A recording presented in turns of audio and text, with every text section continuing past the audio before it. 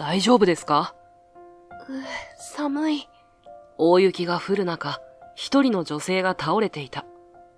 寒さをしのげるとは思えないような薄手の上着にボロボロのデニムとスニーカー。とてもじゃないが、雪の中を歩くような格好ではない。カタカタと震える女性の顔は白く、手足もかなり冷たくなっていた。このままじゃ凍えちゃいますよ。助けて。消え入りそうなほど小さな声でそうつぶやくと、女性は気を失ってしまった。俺は少しだけ迷った後、女性を背負った。その体は驚くほど軽くて、気づけば俺の目には涙が浮かんでいた。とある雪の日、俺が助けた女性は俺の思い人だった。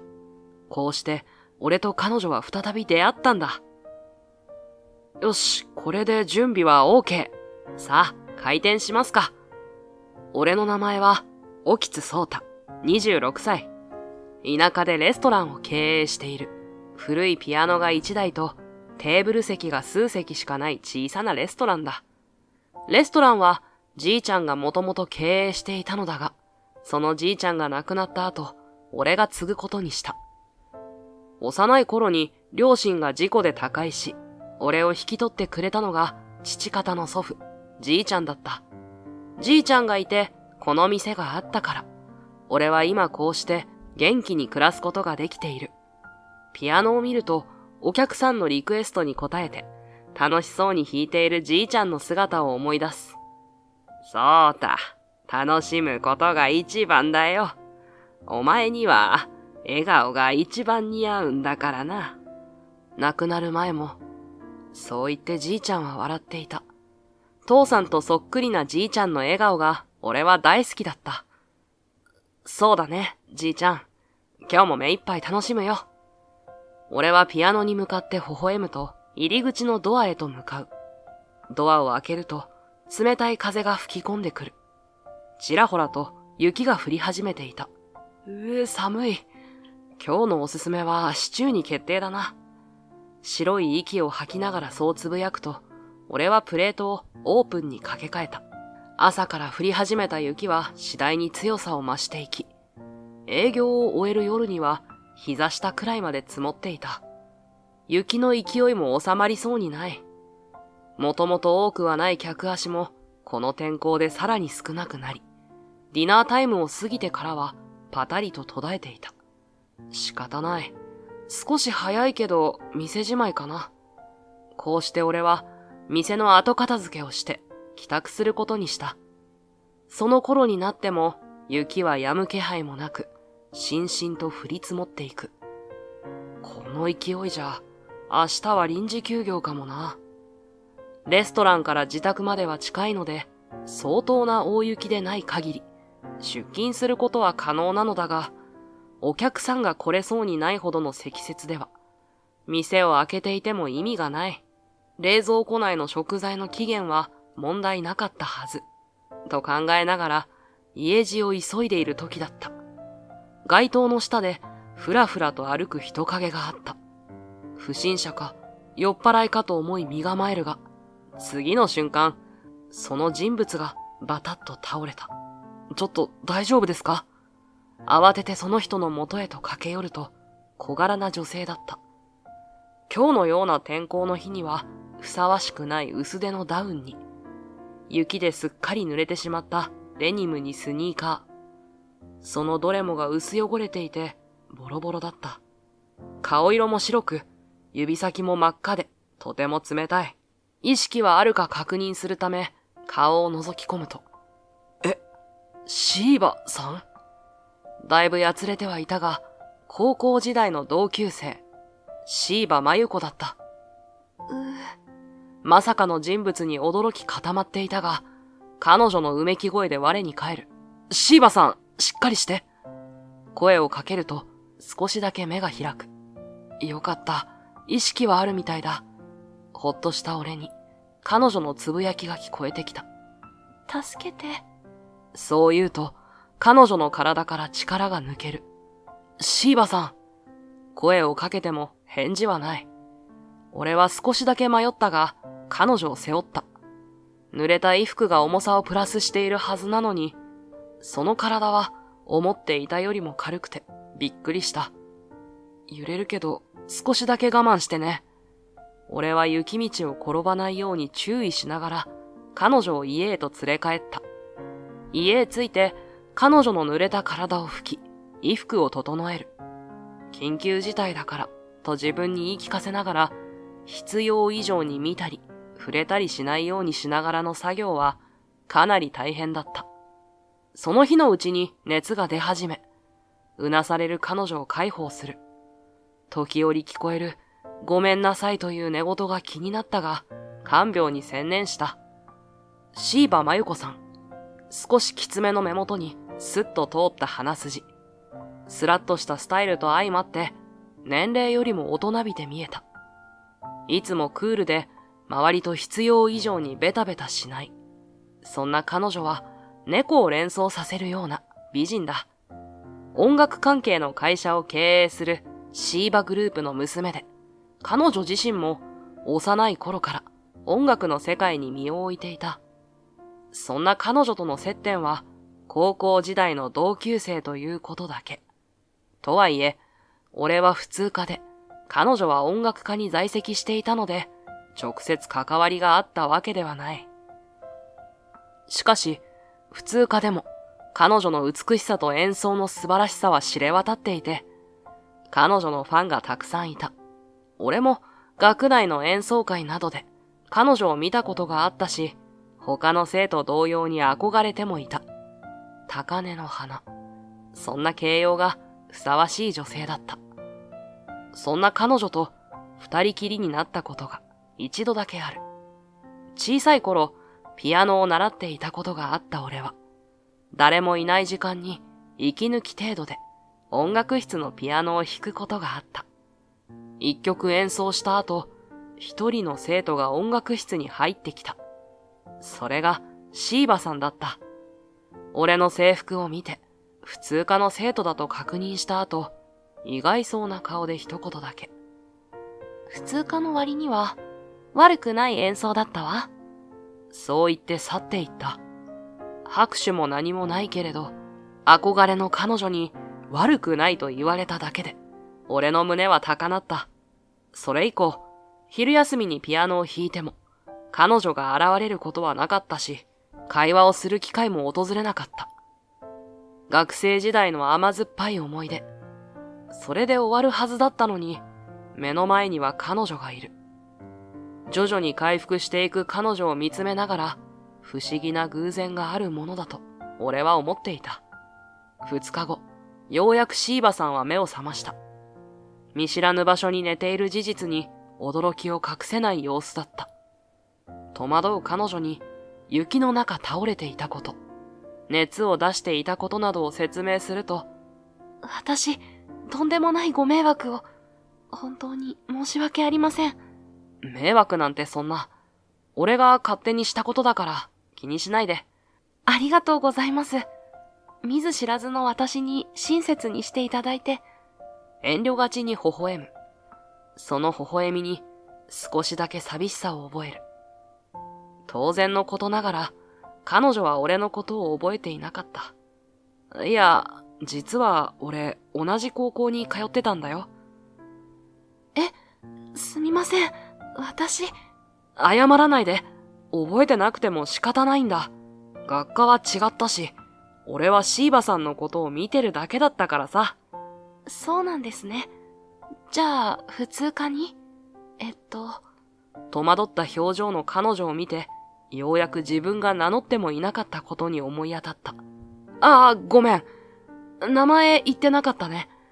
俺は沖津壮太。今はここの近くでレストランやってるんだ。沖津さん。覚えていなくてごめんなさい。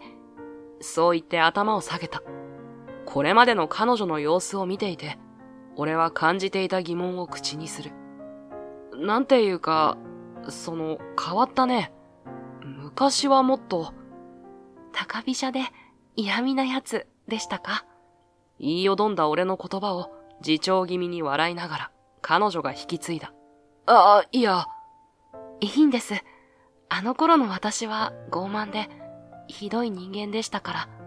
彼女の言うように、俺の知っている椎葉真由子という女性は、自身が持つ優位性、そのすべてを分かっているかのように、他者に厳しく、冷たい印象だった。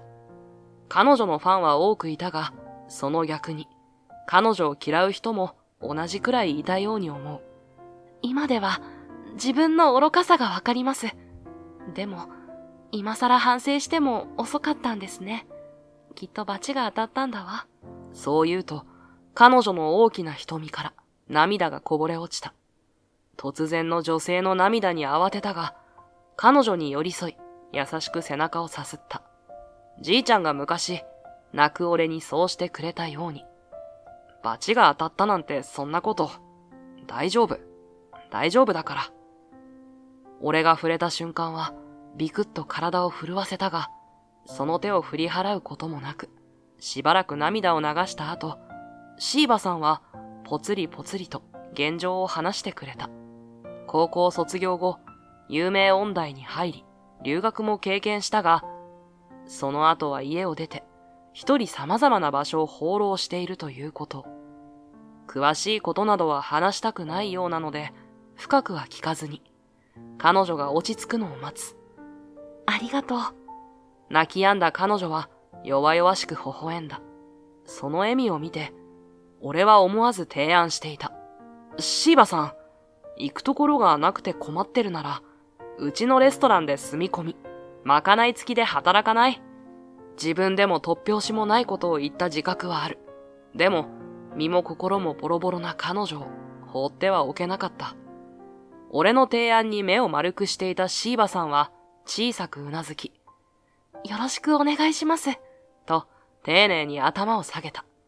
こうして椎葉さん、真由子は俺のレストランで働くことになった。同級生なのだから気を使わないでと言われ、互いに下の名前で呼ぶようになった。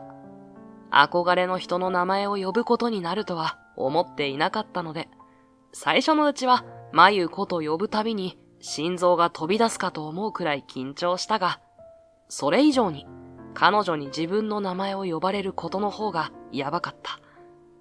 真由子がレストランで働くことになった時、俺はホールをお願いしようと考えていた。ピアノもあるし、今も時折お客さんからリクエストをもらったりするので、その対応をしてもらおうとも思っていた。数年ぶりに真由子がピアノを弾く姿が見られるとドキドキしていた俺だったが、ごめんなさい。私、もうピアノは弾かないの。と断られ、厨房で働きたいという希望を出されてしまった。なんでも、留学中は頑張って自炊をしていたらしく、料理の腕には多少なりとも自信があるということだった。箱入りのお嬢様といった印象が拭えない真由子と料理姿が結びつかなかったが、実際に作ってくれた料理は美味しかったし、何より料理を真剣に作っている真由子を見るのはすごく良かった。ピアノを演奏する姿は見れなかったし、弾かなくなってしまった理由も多少気になるものの、それ以上にレアな姿を毎日見ることのできる役得に、内心にやつきながら、俺と真由子は店を切り盛りしていた。ある日、昼休憩中に、真由子がまかないを作ってくれている間、俺はピアノを弾くことにした。じいちゃんが亡くなってからは忙しくて、ピアノに触れる時間もなかったのだが、久しぶりに弾きたい気分になったのだ。音楽の専門家である真由子の前で弾くことは、少しためらいもあったが、俺のピアノは、あくまでも趣味程度のものだからと開き直り、椅子に腰掛ける。曲は、じいちゃんが好きだったエンターテイナーという曲。久しぶりすぎて指がうまく動かなかったが、後半は調子を取り戻し始めて、自分でも楽しみながら弾くことができた。一曲弾き終えると、拍手が聞こえた。真由子がいつの間にか厨房から出てきて、観客となっていたのだ。真由子、聞いてたの？ダメだった？いや、専門家の真由子に聞かれるのは、ちょっと恥ずかしいっていうか、俺、上手くないし、間違えまくったし、恥ずかしくて、苦笑いを浮かべる俺に、まゆこは首を振った。そんなことないわ。ソータの演奏、とっても良かった。楽しそうで、見ている私もその気分をお裾分けしてもらえた。まゆこは柔らかく微笑んだ。その笑みに、俺の胸はドキッと高鳴る。そうかな。でも、ありがとう。まゆこにそう言ってもらえて嬉しいよ。ねえ、それだけ上手いなら、どうして音楽家に進まなかったの？その腕なら、音楽家でも十分やっていけたと思うんだけど。まゆこが不思議そうにそう尋ねてきた。そうだね。小さい頃からピアノをやってきて、音大も目指せるとは言われてたんだけど、音楽を続けるには先立つものがなくって、じいちゃんに無理させるわけにはいかなかったし。だから、ピアノは中学でやめたんだ。ピアノは好きだった。音楽好きだったじいちゃんの影響で、小さな楽団で演奏家として活躍していた父さん。音楽が身近にあった環境だったからか、俺も自然と音楽に興味を持ち、ピアノを習わせてもらっていた。両親が他界した後も変わらずじいちゃんは続けさせてくれた。だけど、このレストランの仕事だけでは、音楽への道へ進むだけの経済力はないって分かっていたから。自分から辞めると宣言した。そうだったんだ。ごめんなさい。私、無神経な質問してしまって。謝らなくていいよ。まゆこが俺のピアノを褒めてくれたの嬉しかったから。これで2回目だ。そう言って俺は笑う。2回目？高校の時もね。一度だけまゆこが褒めてくれたんだよ。悪くないわってね。俺はその時のまゆこの真似をして再現してみせる。私、そんなに嫌味な言い方してたの？今更だけど、そうた、ごめんね。まゆこがしょんぼりとしている。そんな彼女の姿を見て、俺はまた笑った。だから謝らなくていいって。あの時も今も、まゆこに褒めてもらえて嬉しかったんだからさ。それよりも、まゆこ、ちょっとこっち来て。そう言うと、座っているまゆこを、ピアノの元へと連れてくる。そうた？私、ピアノはもう。弾いてみたくなったんじゃない？そんな顔してるよ。渋るまゆこを俺の隣に座らせて、その手を鍵盤の上へと導く。最初は戸惑っていたまゆこだったが、鍵盤に触れ、音が鳴った瞬間、その顔つきが変わる。懐かしむような切なさを含んだ表情に、俺はドキッとした。連弾してみない？一緒に弾けば楽しくなるかもしれないし。多少強引だったとは思うが、俺の直感を信じることにした。そうたがそう言うなら、少しだけうまく弾けなくても笑わないでよ。笑うわけないだろ。ありがとう、まゆこ。曲はどうする？そうだな。星に願いをとかはどう？いいわね。そして二人で並んで演奏する。互いに緊張していて、初めの方の音は硬かった。俺はまゆことの距離の近さに緊張していたのだが、徐々に調子を取り戻し始めたのか、まゆこの音が次第に変わっていく。鍵盤の上を滑るように演奏するまゆこのその姿と腕前はやはりさすがとしか言いようがなかった。一曲弾き終わる頃には互いに緊張もほぐれ、自然と笑顔になっていた。もう一曲弾きましょう。まゆこの方からそんな声がかかる。結局、まゆこが作ってくれたまかないを食べるのも忘れるほど没頭し、時間の許す限り一緒にピアノを演奏した。楽しそうな様子のまゆこを見て微笑む。楽しんでくれてよかった。俺の言葉に、まゆこがハッとした表情になる。俺、まゆこの演奏は素敵だと思うよ。今はさ、こうして楽しむだけでもいいんじゃないかな。そうだ。楽しむことが一番だよ、まゆこ。じいちゃんからの受け売りを口にして明るく笑う。そうだね。そう返してくれたまゆこの顔にも笑みが浮かんでいた。この日を境に、俺たちは昼休みなどに二人で連弾をするようになった。そして、いつしか互いに創作し合って、二人だけのオリジナルの連弾曲が完成していた。春が近づいてきているということもあってか、出来上がった曲は明るいテンポで弾いている自分たちも楽しくなってくるような曲。俺たちはそれをフランス語でつぼみを意味するル・ブルジョンと名付けた。初めて二人で作った曲ということもあって、連弾をするときには必ず弾くようになっていた。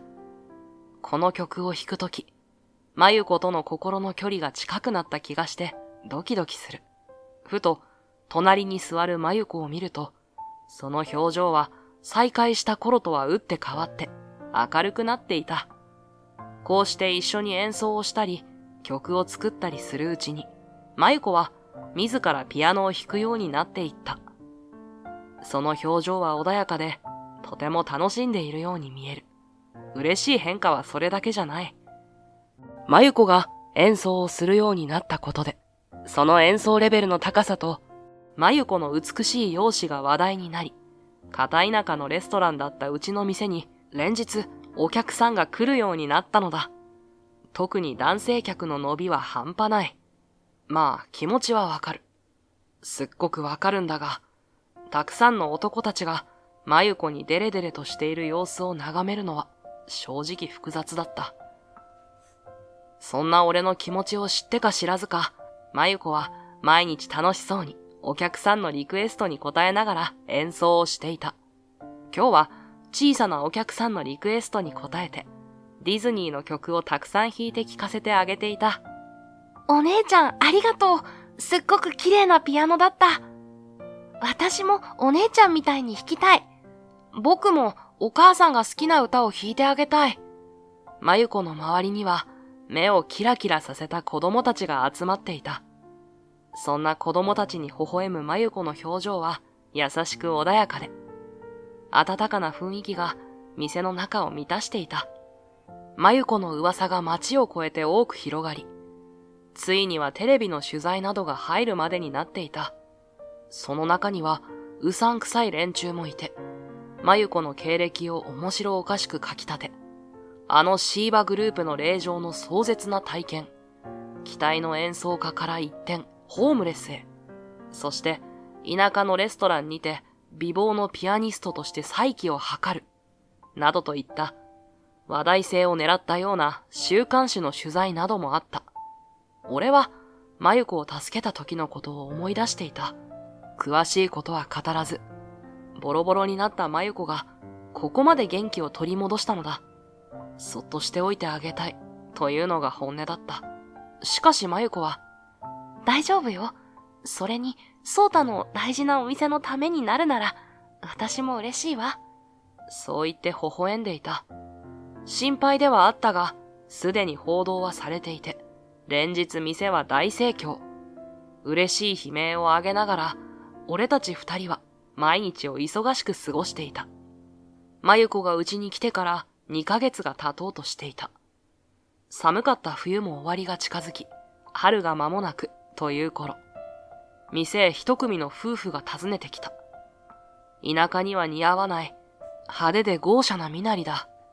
コロンの匂いをきつく漂わせながら、俺のところへと歩いてくる。いらっしゃいませ。2名様ですね。私たちは客ではないのだよ。陰銀な態度で男性の方が俺へと声をかけてくる。客じゃない？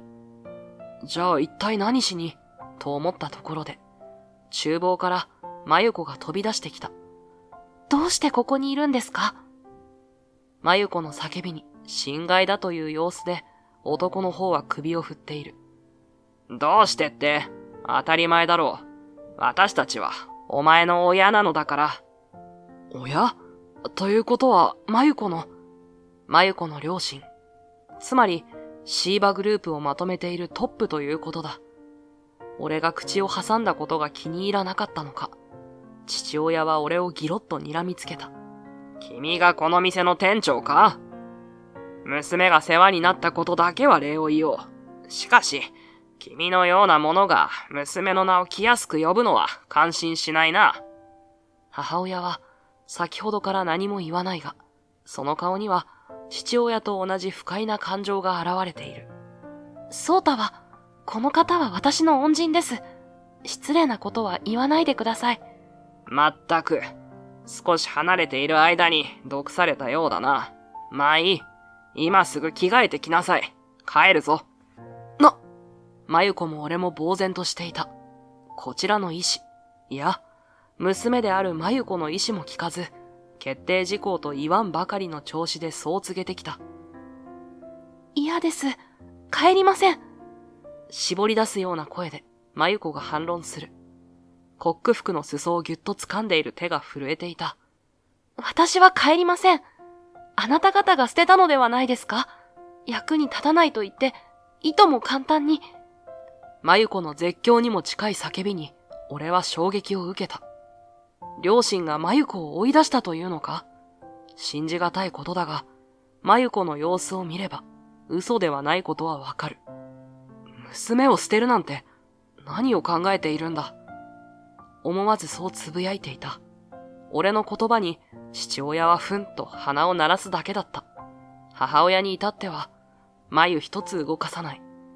あなた方は、私にプレッシャーをかけるだけかけて、不調になった途端に切り捨てた。そして、それまで放っていた妹を担ぎ上げて、私を身一つで放り出した。まるで、最初から私という人間は、椎葉家には存在しなかったかのように。まゆこの握りしめた手に、さらに力が込められる。指先が真っ白になるほどに。仕方がないだろう。力がないものは、この世界では生き残れない。お前の代わりにと思ったが、あいつはダメだ。音楽の才能も、美貌も、お前には劣った。しかし、お前は見事にここで音楽を取り戻し、世間の注目を引くことができたじゃないか。合格だよ。父親は笑顔でそう言った。合格。まるで、検品でもしているかのような言い方にゾッとした。そんなところになんか、戻りたくない。小さな小さな声だったが、はっきりと聞こえた。聞いているこちらの心まできしむような悲鳴。まゆこを見ると、涙を流さないように必死にこらえていた。その姿を見て、俺は体中の血が沸騰するような感覚がした。そして、もう帰ってください。あなた方に、まゆこは渡さない。そう叫んでいた。背後で、まゆこが息を飲む気配が聞こえた。前にいる父親が、ふんと鼻を鳴らす。部外者は黙っていてもらおう。これは家族の問題だ。家族だって？一度もまゆこの名前も呼ばず、心配する素振りもない。そんなんで家族だなんて言えるか？相手が誰かなんて、そんなこと完全に抜けていた。とにかく、まゆこを守りたかった。まゆこを傷つけるものすべてから。帰ってくれ。もう二度と、まゆこの前に現れるな。俺の大声が、店の外まで聞こえたのか、外で誰かが、喧嘩かしら、などと話している声が聞こえる。今日は一旦、おいとまさせていただこう。野じ馬が集まってはさすがに困るのか、まゆこの両親は引くようだ。しかし、去り際に、お前は必ず帰ってくるさ。と、不敵な笑みを浮かべながら、まゆこに向かって言うと、静かに立ち去っていった。ドアが閉まり、店内に静寂が訪れる。外にいた人たちも、まゆこの両親が出て行ったことで、立ち去ったようだ。戻ってくる気配がないことを確認すると、俺は息を吐いた。まゆこ、大丈夫か？そう言って、振り返ろうとした瞬間、後ろから抱きしめられる。まゆこ？俺がその腕を解こうと手を伸ばすと、背中からすすり泣く声が聞こえてきて、動きを止める。ごめんなさい。ソータを巻き込んでしまった。私のせいで。その泣き声を聞いて、俺はまゆこに優しく語りかける。まゆこのせいなんかじゃない。だから泣かなくていい。少し緩んだ腕を解いて、俺はまゆこを抱きしめた。大丈夫。まゆこはここに好きなだけいていいんだよ。ソータ。子供のように泣きじゃくるまゆこが泣き止むまで、ずっと背中を撫で続けていた。両親が来たあの日以降、おかしなことが起き始めた。店の前にゴミが撒かれたり、ペンキで汚されていたりと、嫌がらせを受けるようになった。ご近所さんや常連さんたちはすごく心配してくれたが、お客さんの中には気味悪がって来なくなってしまった人もいる。それだけじゃない。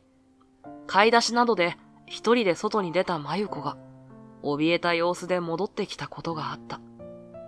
誰かにつけられているような気がする。と。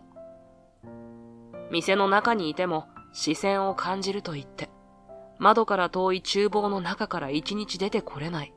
そして、せっかくまた弾き始めたピアノも弾かなくなってしまった。わずか数日であんなに賑わっていた店からも、まゆこからも、活気は失われていた。まゆこ、お疲れ様。今日はこれでおしまいにしようか。まだ営業は残っていたが、お客さんが来る気配は全くないので、早めに店を閉めることにした。まゆこは、心ここにあらずといった感じで返事がない。手を止めて、まゆこのそばへ行き、声をかける。まゆこ、大丈夫か？ねえ、そうた？ん？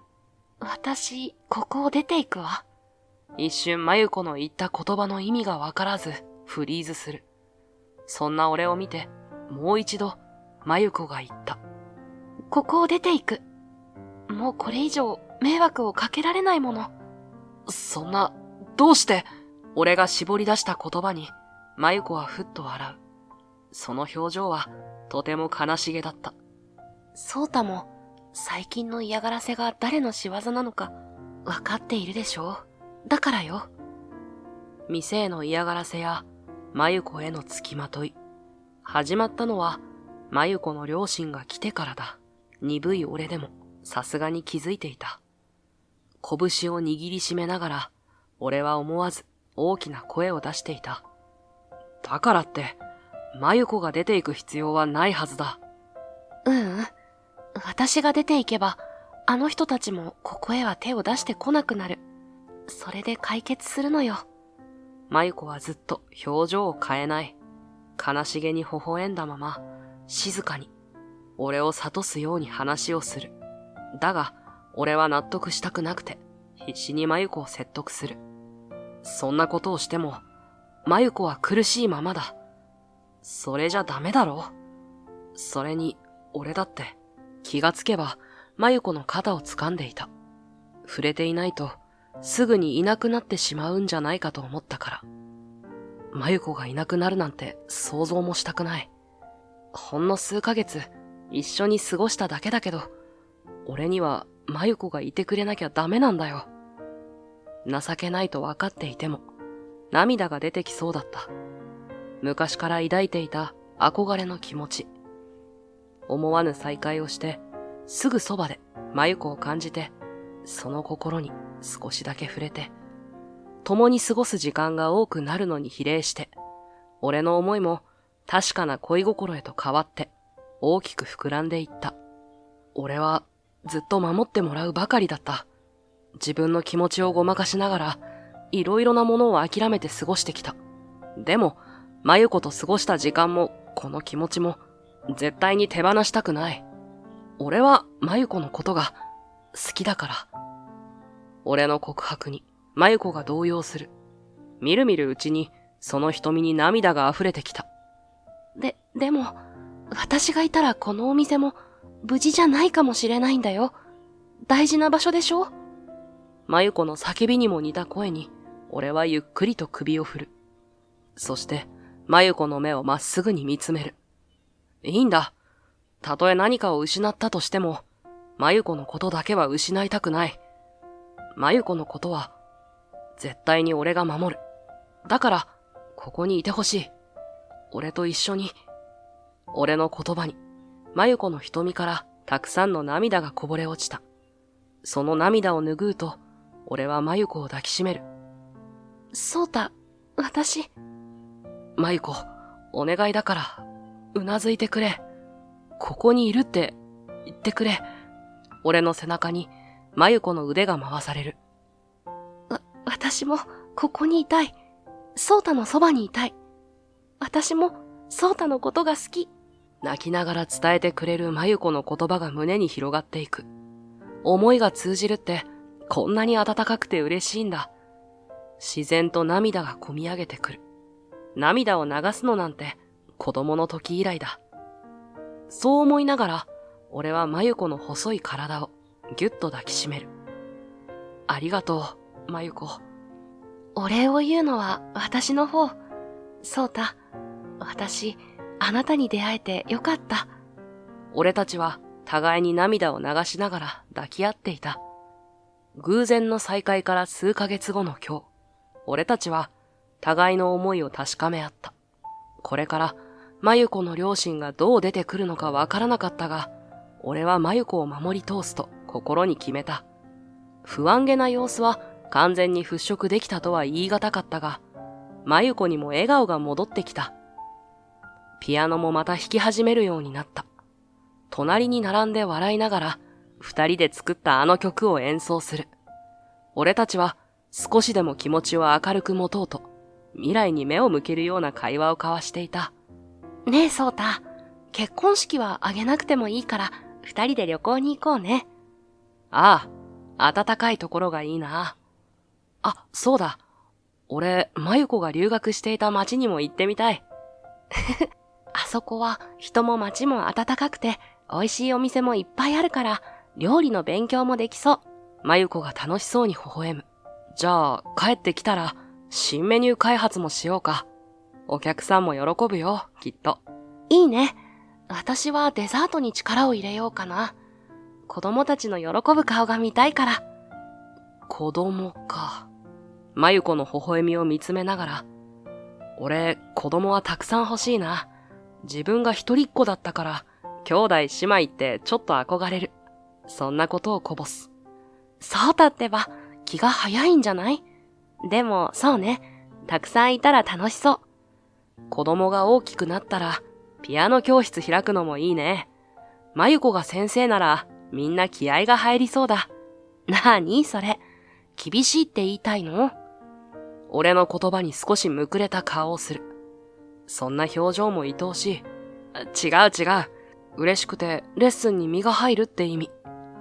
そういうことにしといてあげるわ。あ、昔っぽい言い方、意識した？ちょっとだけ、ね。ウインクしながらお茶目な仕草をするまゆこに思わず笑い声が漏れる。春の日差しが差し込む部屋で体を寄せ合いながら未来の楽しい話をする。幸せだった。この時がずっと続くと俺たちは信じて疑わなかった。でも現実はずっと残酷だった。そうだ。お願い、目を開けて。いや。薄れゆく意識の中で、まゆこの泣き叫ぶ声が聞こえる。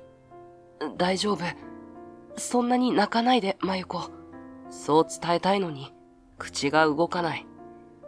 俺の胸に顔をうずめて泣くまゆこの頭を、いつもみたいに撫でてあげたいのに、手が動かない。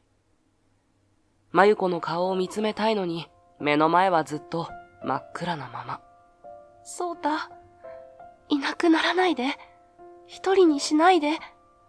涙声のまゆこの声を最後に、俺の意識は奥底へと沈んでいった。気がつくと、真っ白な天井が目に入った。自室でも、レストランでもない見慣れない天井。そうだ。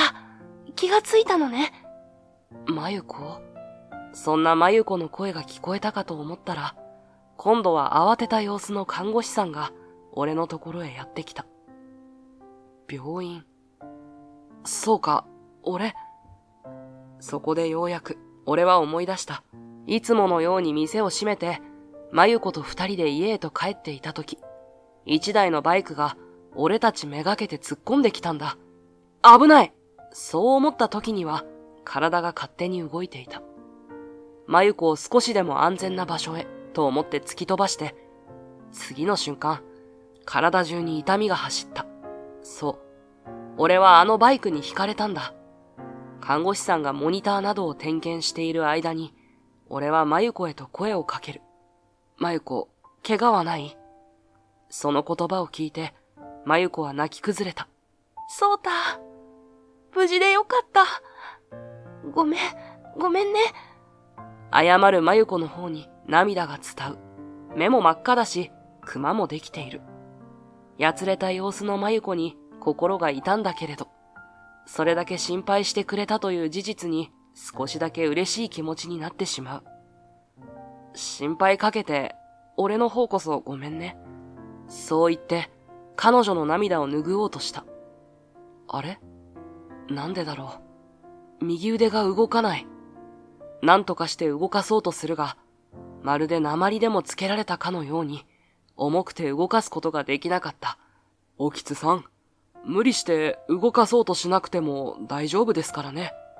いつの間にか到着していたお医者さんから、そう声をかけられる。その手は、俺の右腕に触れているはずなのに、なぜか感覚がなかった。そして、そんな俺を見つめるまゆこの暗く落ち込んだ顔を見て、俺は状況を察した。その後、お医者さんやまゆこから事故のこと、今の俺の体の状態などの説明を受けた。バイクとの衝突は免れたものの、接触し飛ばされた衝撃で、体中を打ちつけ気を失った。幸い、近くにいた人たちがすぐに救急車を呼んでくれたことで、大事には至らなかったということだった。事故を起こしたバイクの運転手はその場から逃走したが、近くの交番に出頭していて、後日謝罪や保険の話などがされるらしい。そして、俺の右腕はリハビリを受ければ日常生活を送れるまでには回復するが、大人数の調理をすることも、ピアノを弾くことも難しいだろうということだった。そうた、ごめんなさい。お医者さんからの説明を受けた後、病室で二人きりになったまゆこが俺に謝る。まゆこは悪くないよ。だから。私のせい。私が。そう言うと、俺の右手に触れる。まゆこの手の温かさは感じられなかった。ピアノも料理も、あなたから全部奪ってしまった。謝っても許されることじゃないのはわかってる。まゆこ。償いをさせてほしい。まゆこのその言葉と、俺を見つめる表情を見て、俺はすごく嫌な予感がした。まゆこ、もう、言葉が喉に引っかかってうまく出てこない。しかし、まゆこは首を振った。私、戻るわ。あの人たちのところに。そう言い切ったまゆこの瞳に迷いは一切なかった。まゆこ。リハビリ支えてあげられなくてごめんなさい。でも、そうたならきっと乗り越えられるって信じてる。私さえいなければ、あなたは大丈夫だから。ね。やめてくれ、まゆこ。もうそれ以上何も言わないでくれ。私も大丈夫よ。今度は折れたりしないから。かたん、静かな病室に、まゆこが椅子から立ち上がる音が響く。そうた、本当にありがとう。どうか元気でいてね。夕日に照らされたまゆこが微笑む。待って、まゆこ。立ち上がって引き止めたいのに、体が言うことを聞かない。そして一度も振り返ることもなく、まゆこは病室を去っていった。その後、まゆこは姿を現すことはなかった。右手以外の後遺症はなく、その後、俺は無事に退院。店への嫌がらせもピタリと止んでいるようだった。そして帰ってきた俺は、リハビリを続けながら、店の再開を模索したが、お医者さんの言う通り、右手はレストランを運営できるほどの回復には至らなかった。結局、あの事故から2ヶ月後、閉店の決断をしたのだった。あれから5年が経過した。右手はリハビリ後も完全に元に戻ることはなかったが、じいちゃんの形見でもあるピアノを眺めていたら、どうしても諦めることができず、レストランの跡地を使って、俺は地元の子供たちが通えるようなピアノ教室を開いた。あの頃、まゆこと語り合った、ピアノ教室を開くという夢物語が、俺の胸に残り続けていたからなのか、それとも、ピアノという彼女とのつながりを断ちたくなかったからなのか。どちらなのかはわからないが、レストランを閉めてからは、必死に左手で猛練習を続けたのだ。あんなに本気で練習したのはいつぶりだろうか。そのおかげで、今ではなんとか、子供たちに教えられるレベルにまでは達したと思う。そうた先生、見て見て、私の宝物。レッスンに来た教え子が、楽譜の入ったファイルを自慢げに見せてくる。これは、俺はファイルに書かれた文字を見て、目を細めた。この子ったら、ピアニストの椎葉真由子さんの大ファンで。だって、演奏すっごく上手だし、聴いてて楽しい気持ちになるんだもん。私もあんなピアニストになるんだ。キラキラとした笑顔で夢を語る教え子を見て、彼女の演奏が誰かの心に届いて、次世代の目を育んでいることに喜びを感じた。そうか。なら、もっと頑張らないとな。はーい。いい返事だ。そう言って、教え子と共にピアノへと向かう。真由子は、俺の元を離れた後、両親の元へ戻り、再びピアニストとしての道を歩み始めた。家を追い出されていた期間の出来事は、一時期スランプで表舞台から去っていたものの、かつての同級生の店で働きながら、ピアニストとしての再起を図り、それを迎えに来た両親との家族愛という美談として、大々的に報道されたおかげで話題性は抜群だった。さらに、復帰した後の彼女の演奏がそれまでと変わり、音色に深みが増したとの周囲の評価も合わさって、椎葉真由子というピアニストの人気は凄まじかった。しかし、ある日突然、彼女はコンサートやテレビに一切登場しなくなる。その後、世間を大きく賑わせたのは、椎葉グループの失墜という大ニュースだった。音楽業界で絶大な権力を握っていた椎葉グループだったが、金や欲にまみれた内情や、ライバル企業への不当な圧力、政治家への怪しげな働きかけなど、これでもかというほどの情報がリークされ、現当主である真由子の父親はもちろん、多数の関係者が警察に逮捕されるという醜態を晒したことで、体制は崩壊。あっという間に、その権威と名声は地に落ちた。俺は、テレビでそのニュースを見たのだが、頭にあったのは真由子のことだった。報道より前に、真由子は再び、表舞台からは去っていたので、世間の興味の的にならずには済んだのだろうが、彼女がこれ以上傷つかずに、心穏やかに生きていることを願ってやまなかった。彼女と思いが通じ合ったこともだが、そもそも縁ができたこと自体が奇跡だったのだ。レストランにいた時の彼女は、普通の女性と変わりなかった。よく笑って、泣いて怒って、だから錯覚してしまった。でも、よく考えれば、彼女と俺とでは住む世界が違った。現に復帰した彼女は輝いていて、大きく飛躍した。片田舎のレストランを経営していただけの俺が、隣にいていいはずがなかったんだ。あの頃のことは、いい思い出として、大事に胸にしまっておこう。それでいいんだ。ピアノ教室で最後の生徒のレッスンを終えた後、俺は教室の備品を買いに、隣町の大きなショッピングモールまで足を運んでいた。目当てのものを無事に見つけた俺は、暗くなる前に家に帰ろうと、早足でショッピングモールを歩いていた。すると、少し離れたところから、ピアノの旋律が聞こえてくる。いわゆる、ストリートピアノと言われる、誰でも弾いて OK というピアノを演奏している人がいた。一曲弾き終わると、軽く伸びをした後、続けてもう一曲演奏を始めた。置いてある場所が少し奥まっているところのせいか、観客は少なく、近くにあるショップの店員さんやカルチャースクールの受付の人が眺めているくらいだった。俺もそのまま、そこを通り抜けるつもりだった。しかし、続けて演奏された旋律を聞いて、思わず足を止めた。なんで、この曲が。その曲は、俺と真由子が二人で作り上げた連弾曲、ブルジョンだったのだ。真由子の発表したアルバムや、出演したコンサートでは、一度も演奏されたことのない曲。知っているのは、俺と真由子だけだ。ということは、あそこで弾いているのは。俺は弾かれたようにピアノの元へと駆け出していた。ピアノを弾く人物の後ろにたどり着く。まゆこ。すると、奏者の手がピタリと止まった。そして、ゆっくりと振り返る。そうた。俺の姿を見た瞬間、立ち上がり、俺の胸へと一直線に飛び込んでくる。懐かしい香りと感触に胸が苦しくなる。もう会えない。会ってはいけないと思っていた人が今、俺の腕の中にいる。そうた、会いたかった。ずっと探していたの。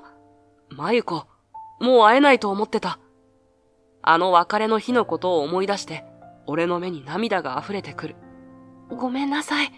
言ったらあなたはきっと止めるだろうと思って、言わないまま出て行ってしまったけれど、本当はあの時に決心をしたの。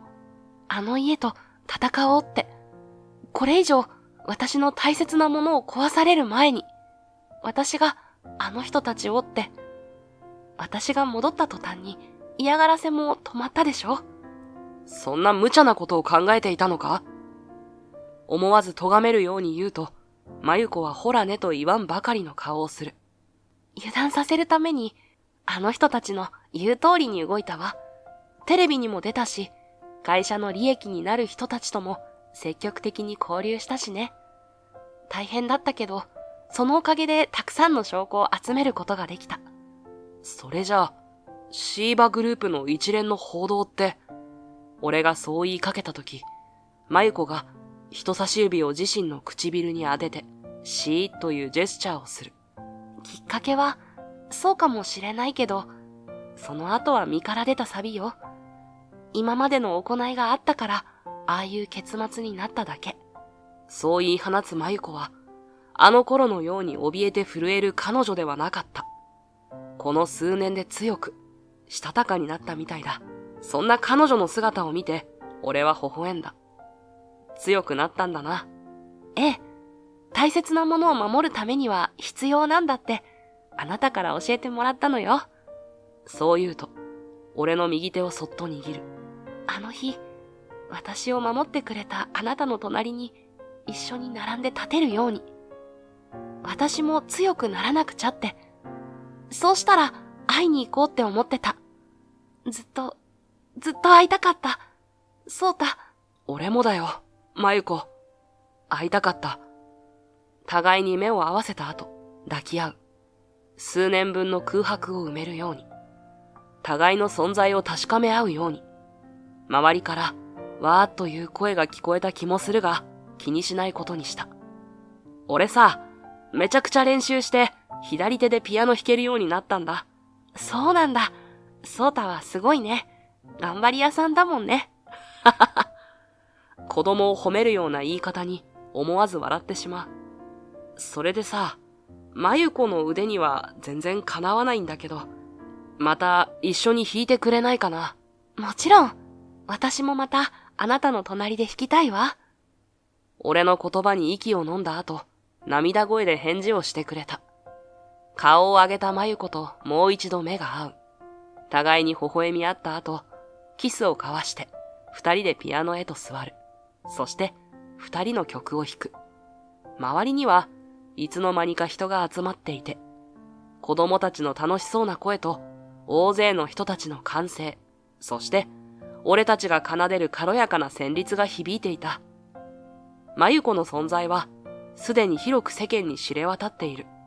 彼女の才能も、そして、そのシーバグループの一員であるというバックボーンも。だからこそ、今後、心ない人たちから、興味本位で色々と騒がれることもあるだろう。彼女はそれを覚悟の上で、自分の一族がしてきたことを暴いたのだ。俺とまゆこ、二人とも大切なものを失いはしたけれど、代わりに得た大切なものもたくさんある。これからは、その大切なものを手放さずに済むように、互いに支え合いながら生きていきたいと思う。一人なら難しいことも、二人でなら乗り越えられると、そう思うから。結婚してから私を他人扱いするようになった夫。お前の隣は恥ずかしくて歩きたくない。みっともないから外では他人のふりしろよ。わかったな。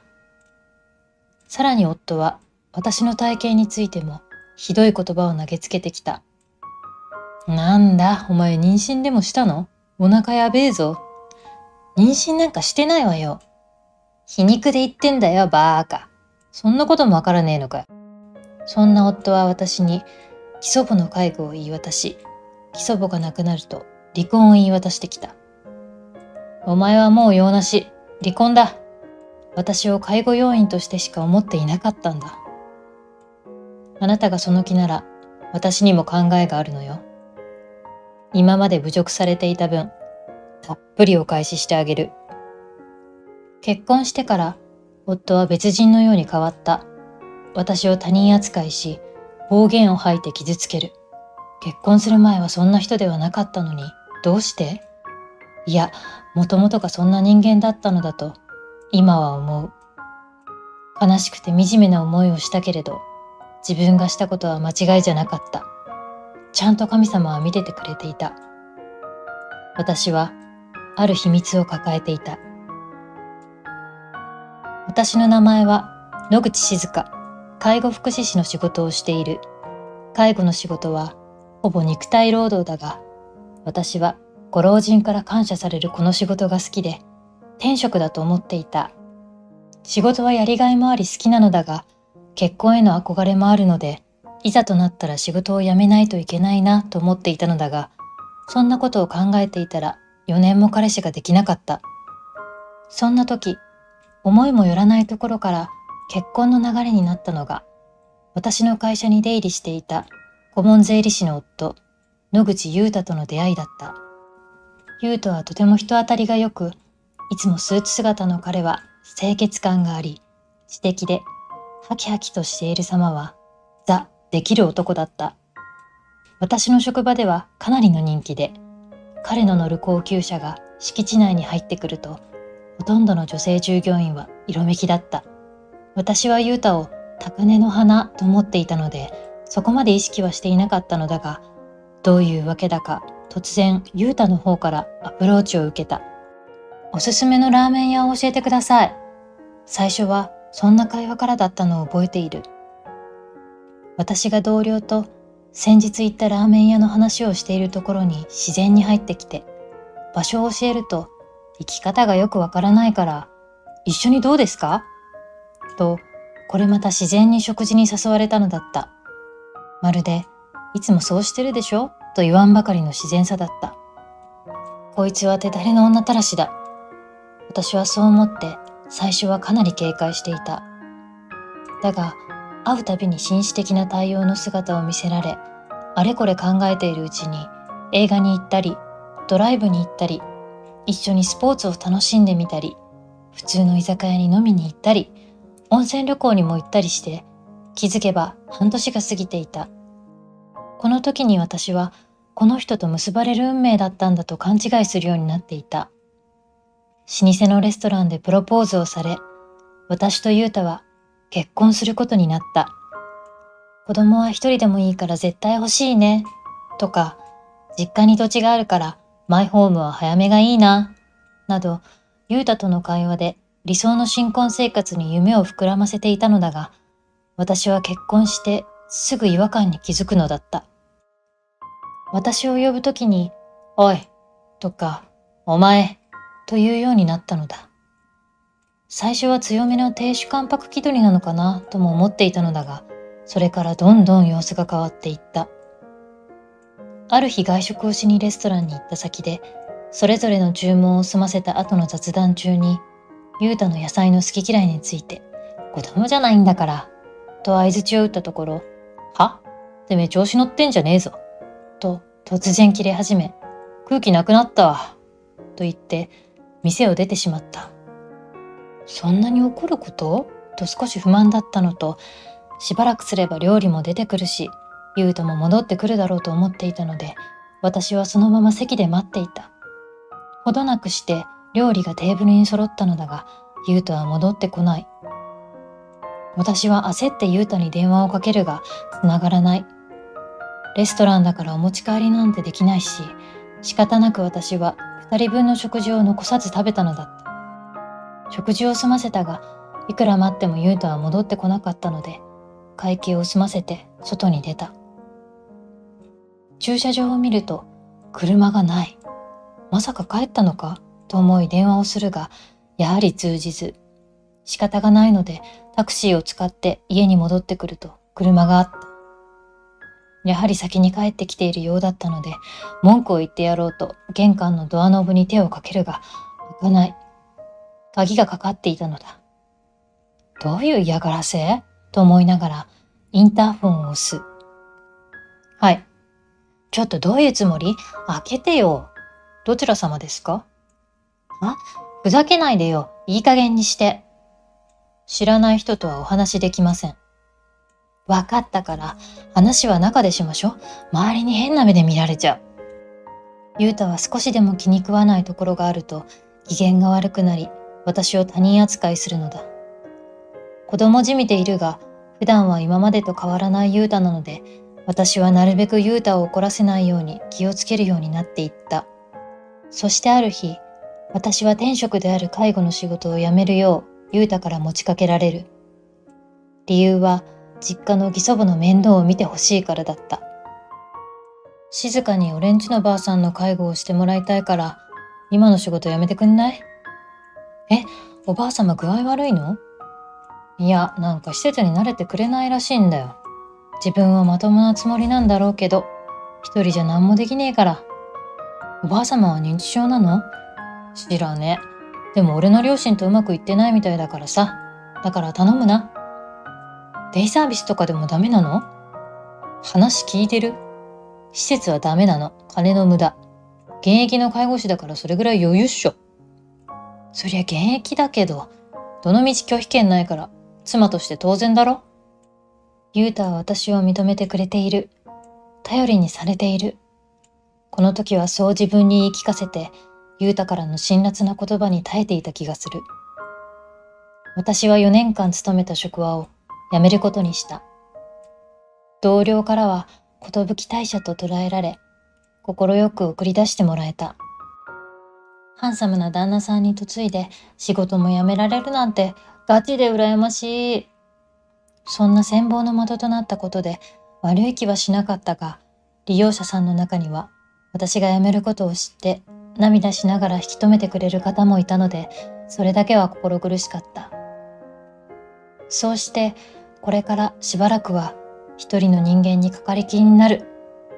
夫のために私が培った知識を存分に発揮するんだと心に決めた。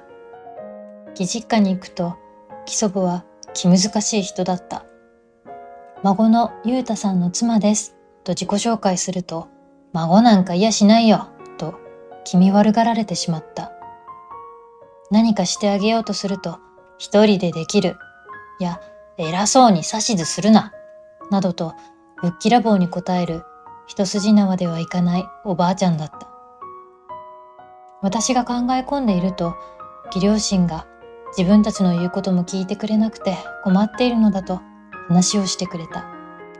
1年前までは仲良く暮らしていたのに、認知症になって人が変わったようになってしまったらしい。いろいろ試してはみたが、どれも長続きせず、だからといって祖母を放っておくわけにもいかないのは事実で、どうしたらいいのかゆうたに相談したところ、ちょうど当てがあると言って来てもらったのが私だったようだ。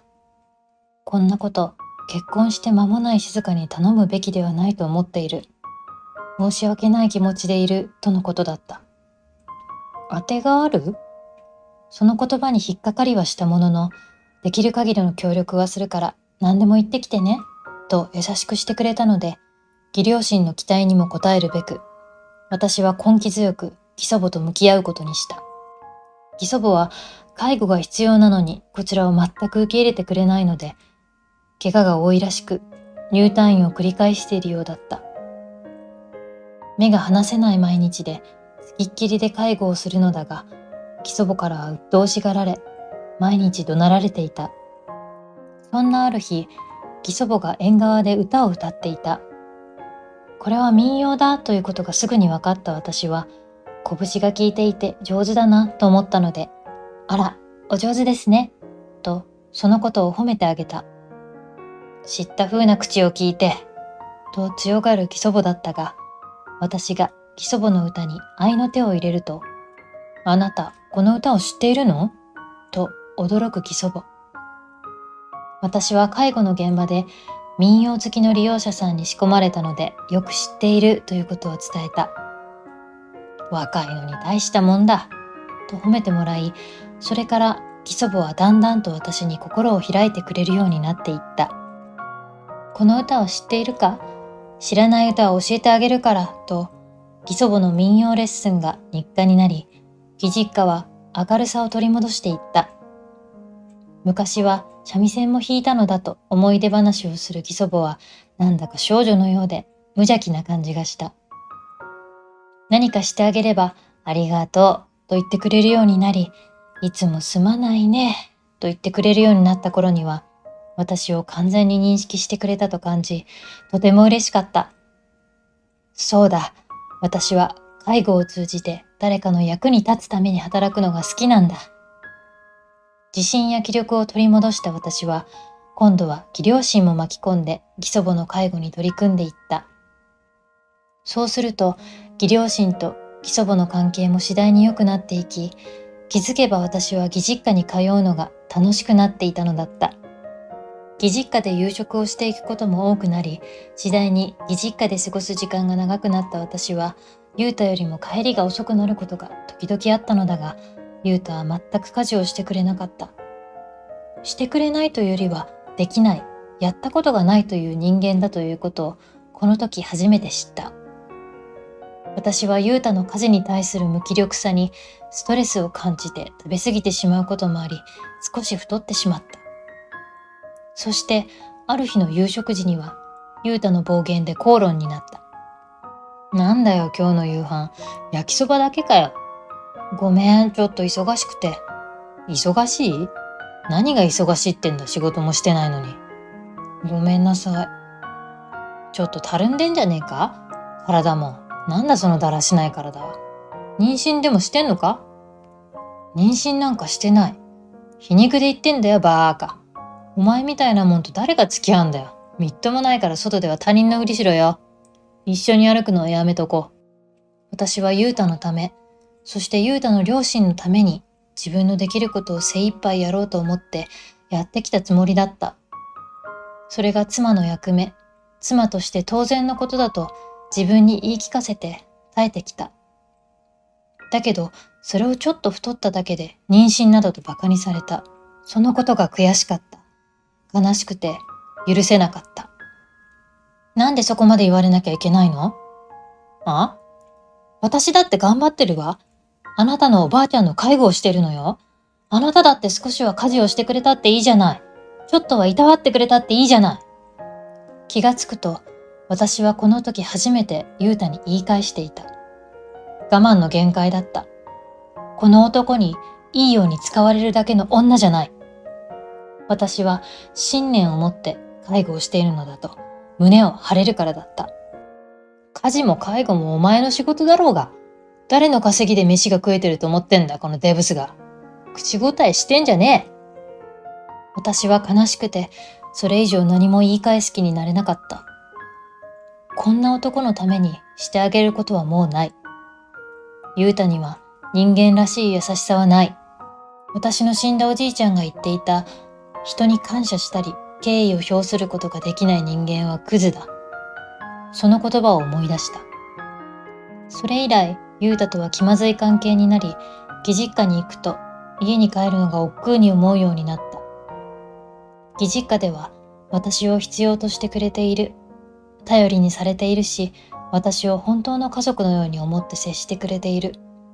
そのことだけが救いだった。雄太は会話はほとんどないにもかかわらず、それに対して全く何も思っていない様子で日々を過ごしていた。必要最低限の言葉のやりとりがあるだけ。その状態に対する不満や憤りなどは皆無のようだった。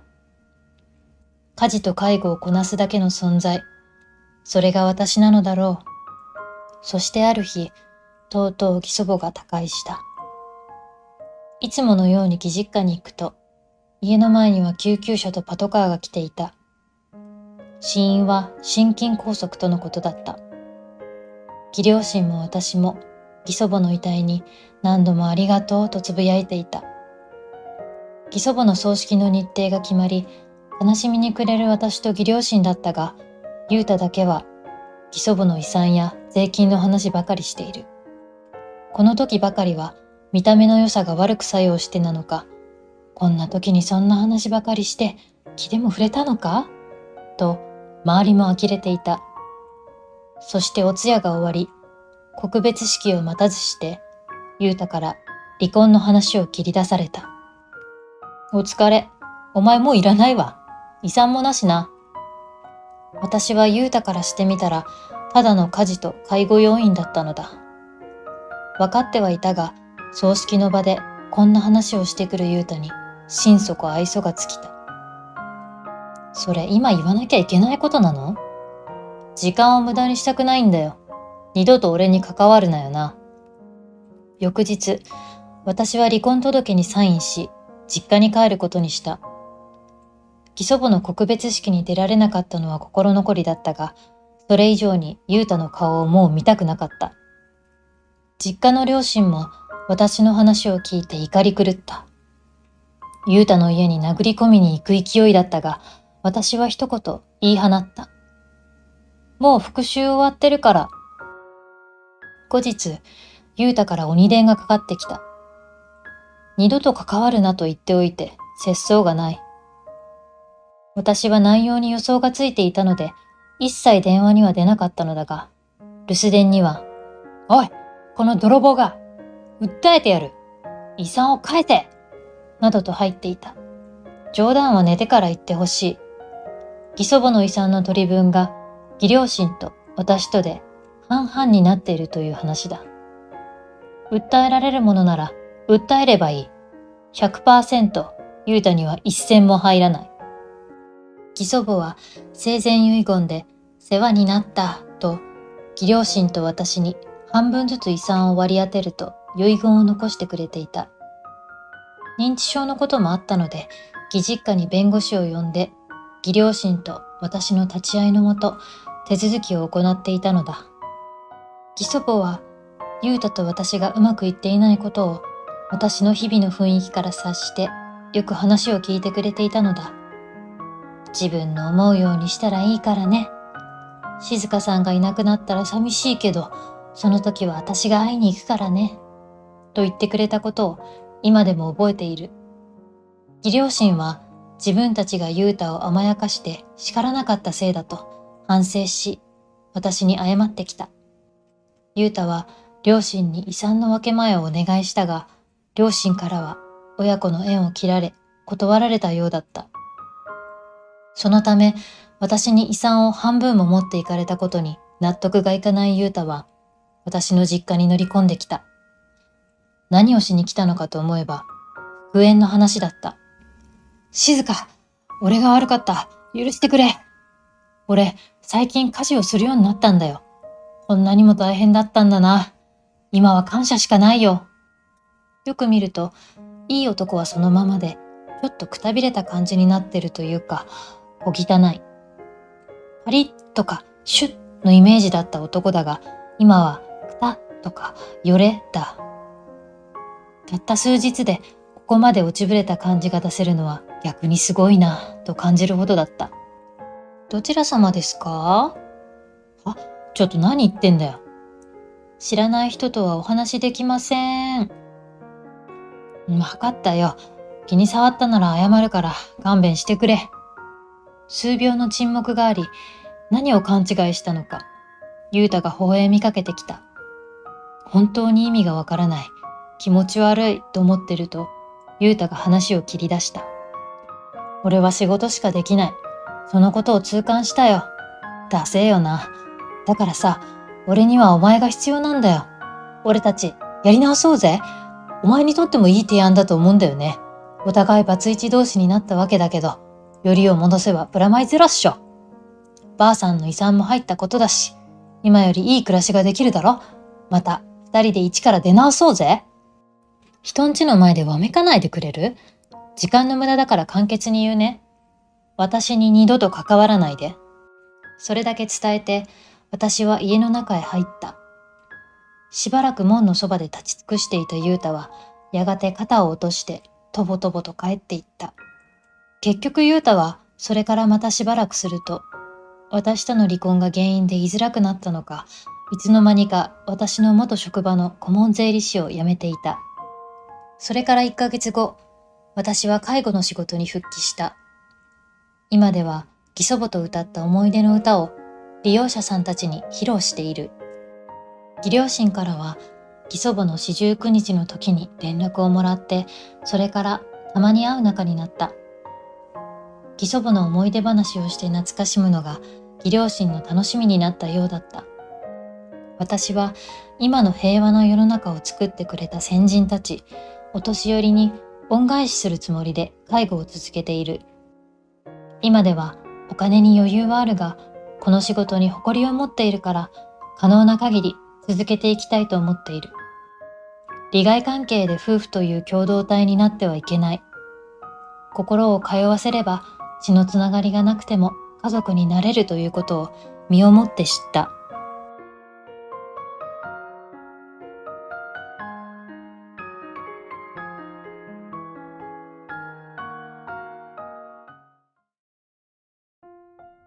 かつての秀才も、今じゃ見る影もないな。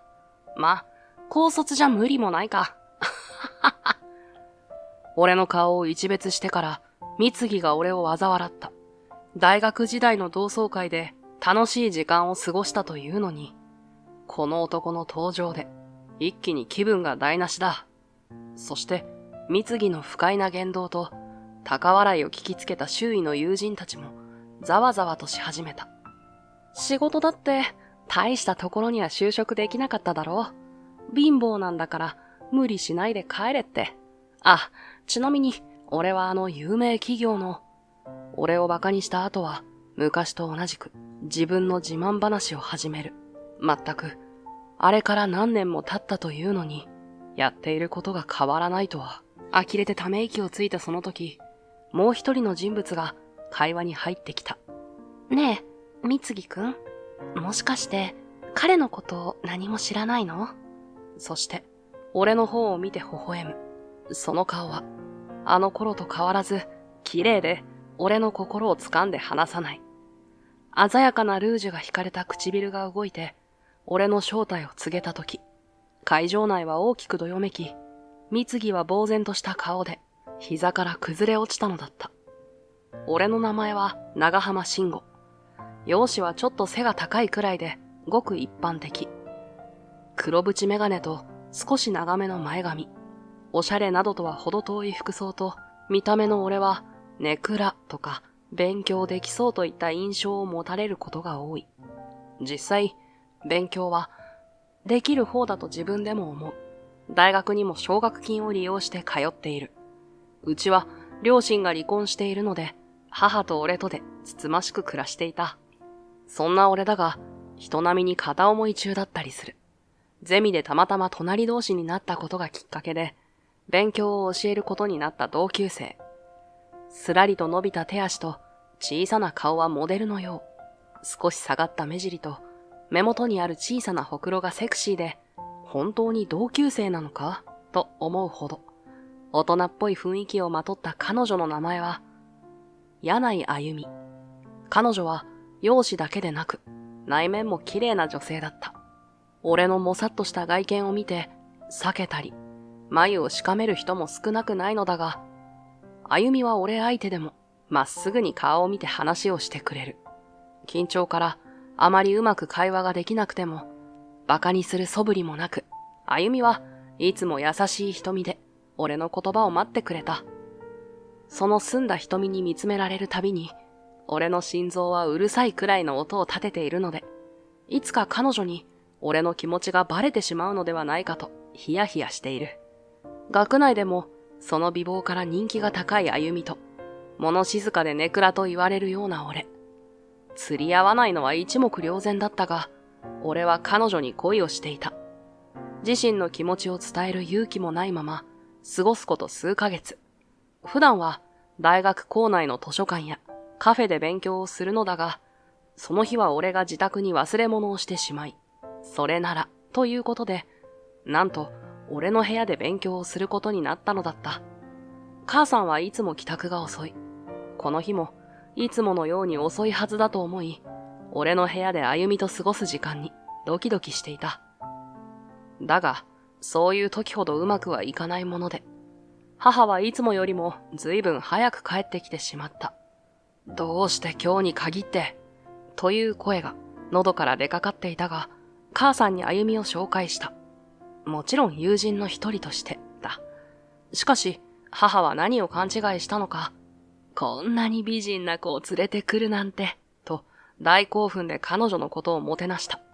とは言っても、母一人子一人の貧乏暮らしだ。大したことはできない。一般的な家庭料理で、見栄えこそしなかったが、母さんは腕によりをかけて料理を準備してくれた。そんな食事会だったが、あゆみも母さんもとても楽しそうだった。その日は心なしか、あゆみの表情がいつもよりも柔らかい気がしたのだが、それは気のせいではなかったみたいで。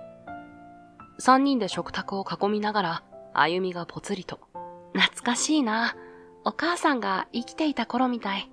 そうこぼした。あゆみは中学の頃に母親を病気で亡くしてからは、仕事で忙しい父親との二人暮らし。どことなく似た環境だったことも、俺とあゆみの距離が近くなった理由の一つなのかもしれない。きっと、母さんも何か思うところがあったのだろう。あゆみちゃん、いつでもうちに来てくれていいからね。なんだったら、私のことお母さんだと思ってくれてもいいわよ。最後の方は少しおどけながらだったが、あゆみの目を見つめながらそう言っていた。あゆみはというと、びっくりしているのか、目を丸くして固まっている。ちょっと母さん。あゆみちゃんとしんごが結婚したら、私ももう一人のお母さんになれるわよね。それって明暗かも。何言ってんだよ。ごめん、柳井さん。若干暴走気味な母さんの発言を制止しつつ、あゆみの方を見る。え？あゆみちゃん、大丈夫？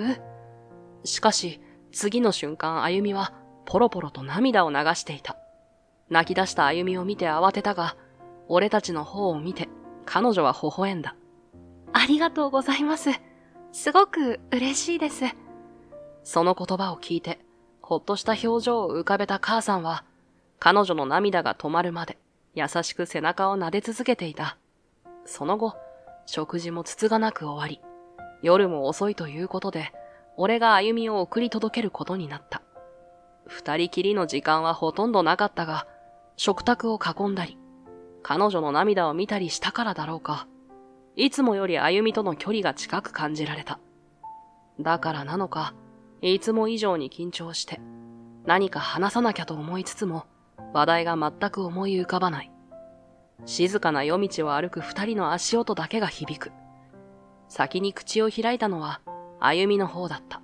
今日は遅くまでお邪魔しちゃってごめんね。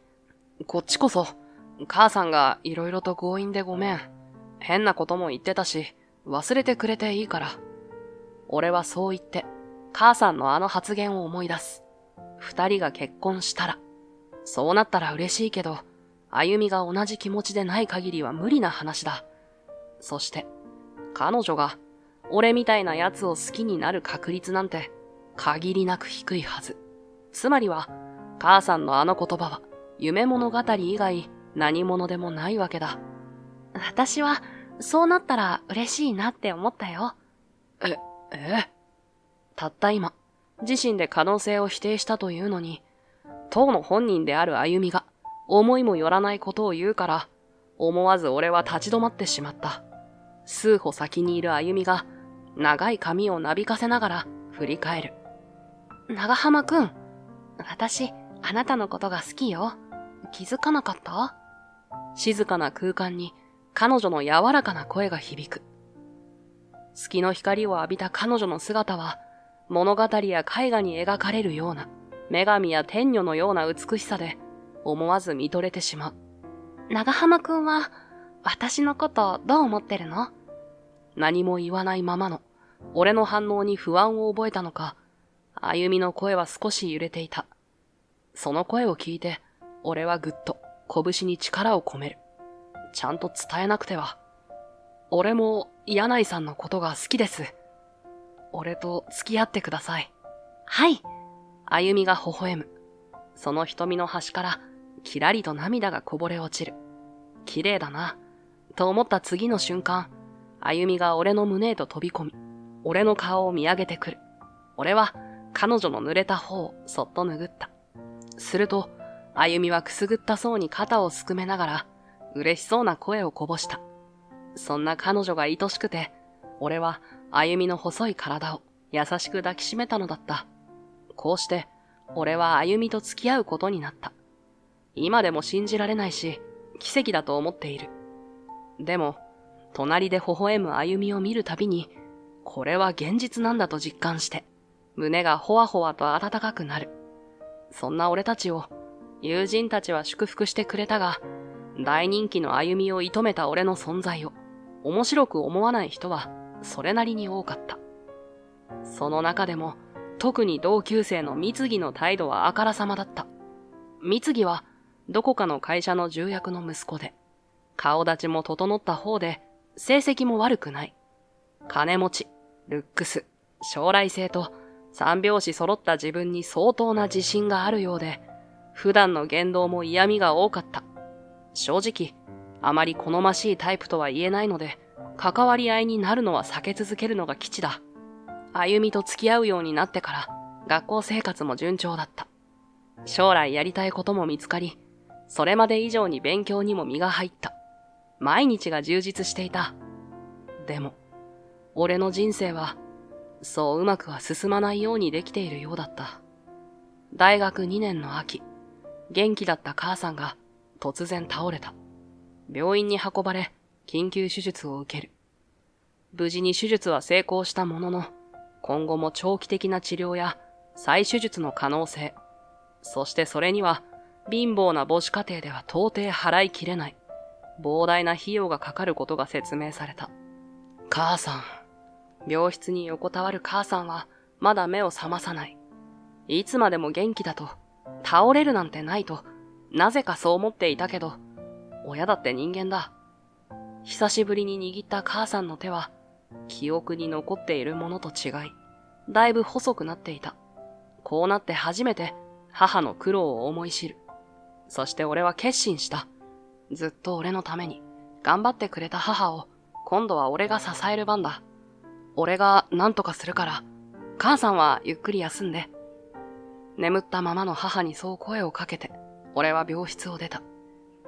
その日から、俺の生活は一変した。空いている時間はすべてバイトに費やした。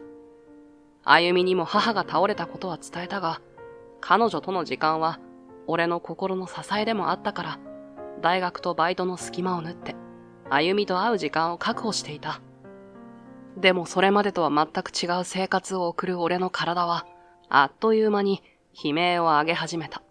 深夜バイトもしていたせいで、生活リズムはめちゃくちゃになり、デートにも授業にも遅れることが増えてきた。あゆみと会ったとしても、寝不足で頭はぼーっとしていて、慎吾くん大丈夫？無理しないでいいから。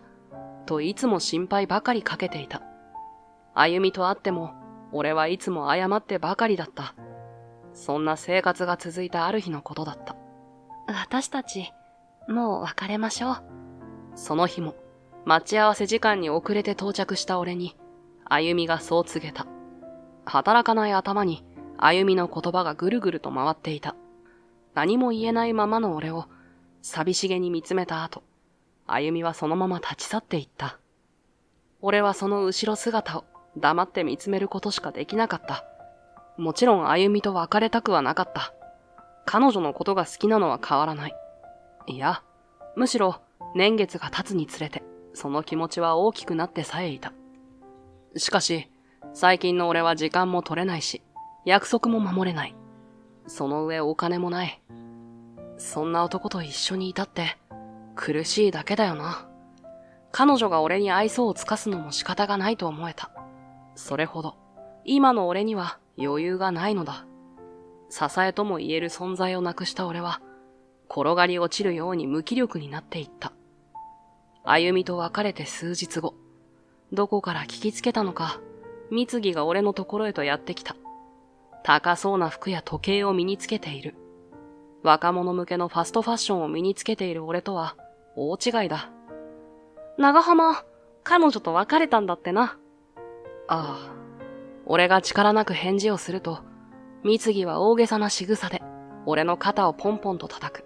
彼女ほどの人には、すべてが揃ってなければ、釣り合わないんだよ。ま、いい夢を見れたと思って、今後の生活を頑張るんだな。言いたいことだけ言って、みつぎは去っていった。彼女ほどの人には、すべてが揃ってなければ釣り合わない。みつぎの言葉が胸に突き刺さっていた。これから先も、母さんの入院費や治療費が必要な俺には、あゆみが喜ぶようなデートもプレゼントも何もできそうにない。俺には、もうあゆみのそばにいる資格なんてない。彼女の顔を見るのも辛かった。そして俺は、大学を中退することを決めた。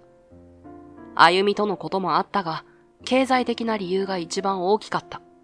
バイトの掛け持ちでは、稼げる金額にも制限があるし、何より大学にかかる費用も時間もこれ以上捻出するのが無駄に思えた。奨学金も今辞退すれば多少ではあるが返済額が少なくて済む。だから俺は就職する道を選んだ。中途半端な時期でなおかつ高卒資格しかない俺が就職できる会社は少なくて就職活動はかなり厳しかった。当然だが給与も待遇もいい会社になんて入れるはずもなく、ようやく入れたのは、いわゆるブラック企業だった。朝から晩まで働き詰めで、上司からの暴言は日常茶飯事。大学中退で、高卒という俺は格好の的で、同僚からも馬鹿にされる毎日。さらには、外回りの営業に出れば、同じ年くらいの学生たちが楽しそうに、街中を闊歩しているのを目にする。そんな日々を送る俺の精神は、どんどん摩耗していった。どうして俺は、こんなはずじゃなかったのに、そんな言葉ばかりが頭の中を駆け巡っている。最近はいろいろな思いから母の見舞いに行くのも気が重かった。あゆみと別れたことを伝えた後も、母さんはあゆみの名前を出してきた。あまりにも何度も何度も話題に出すものだから、とうとう俺は言ってしまった。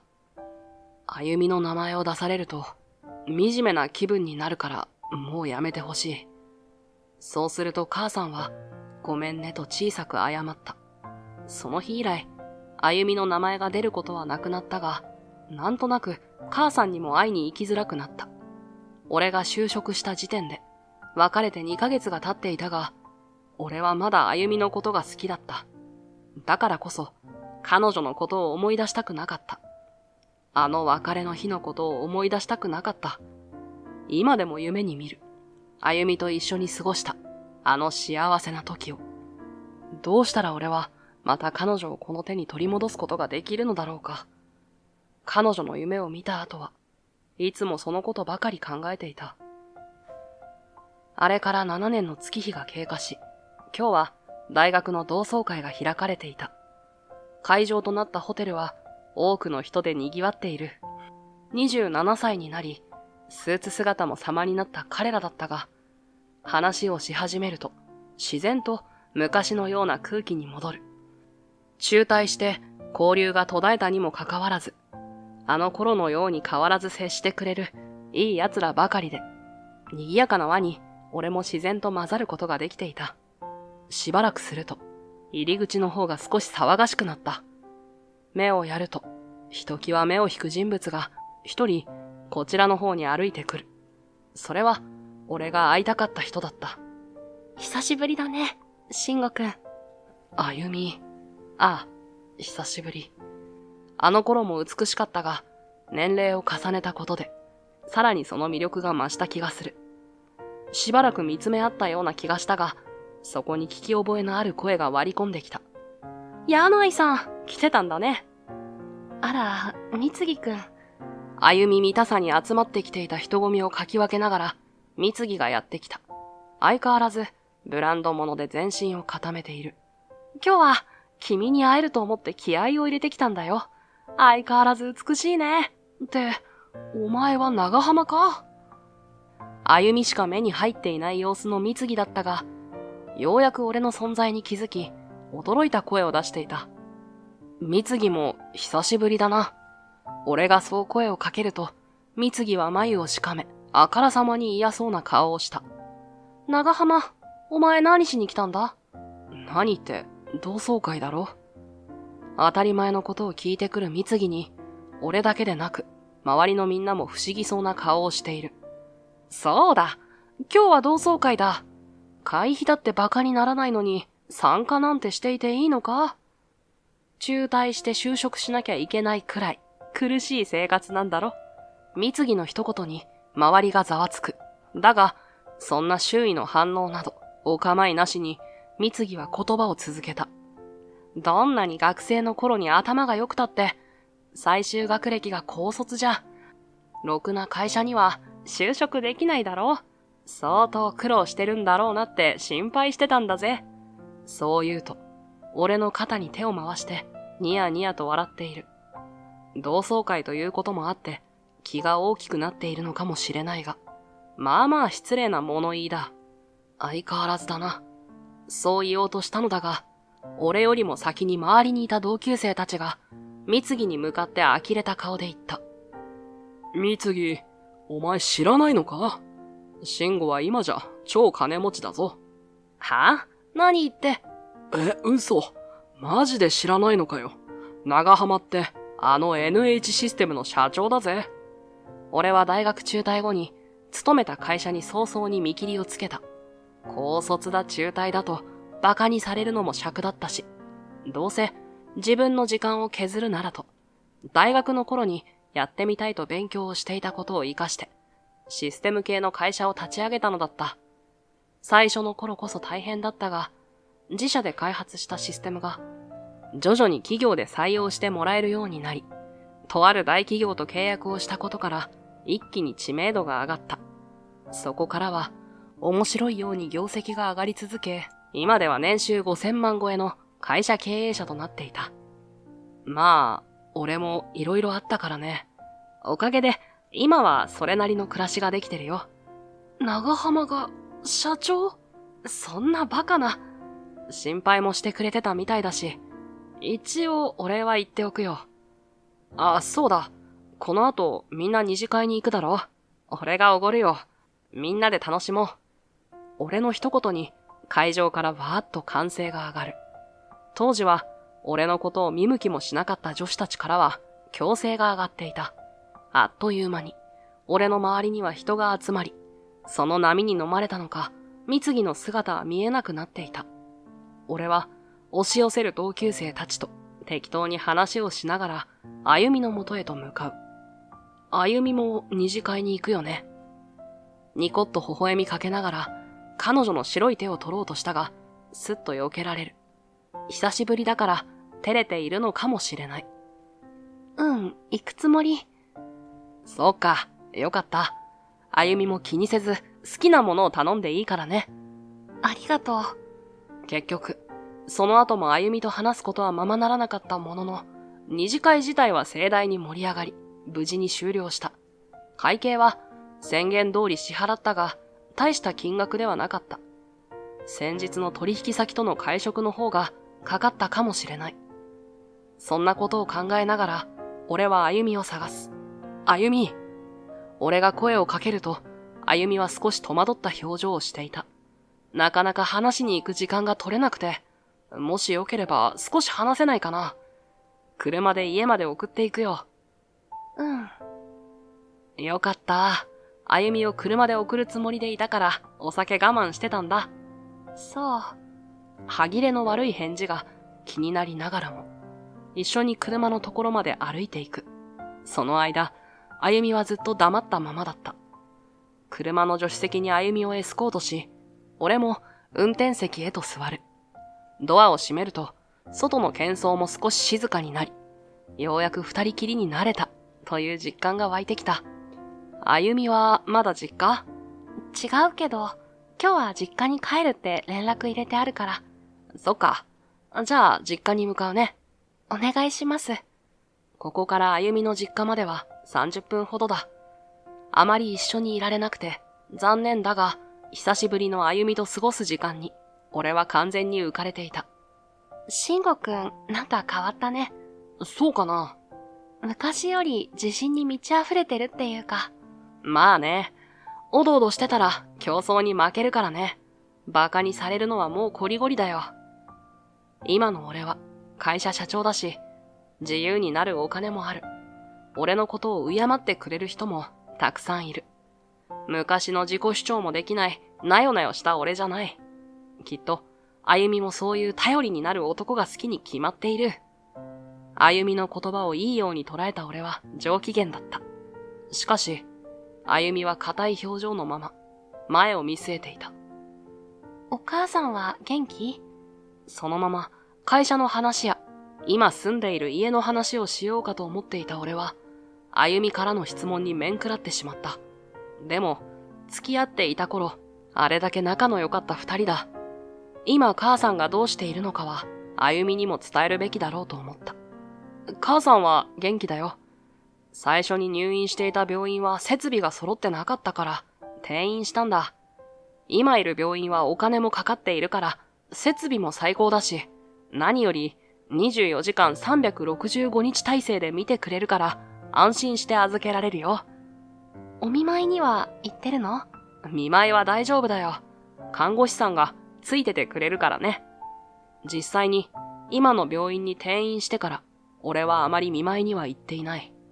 看護体制はしっかりしていて信頼できるし、何かあれば連絡が来る手はずになっている。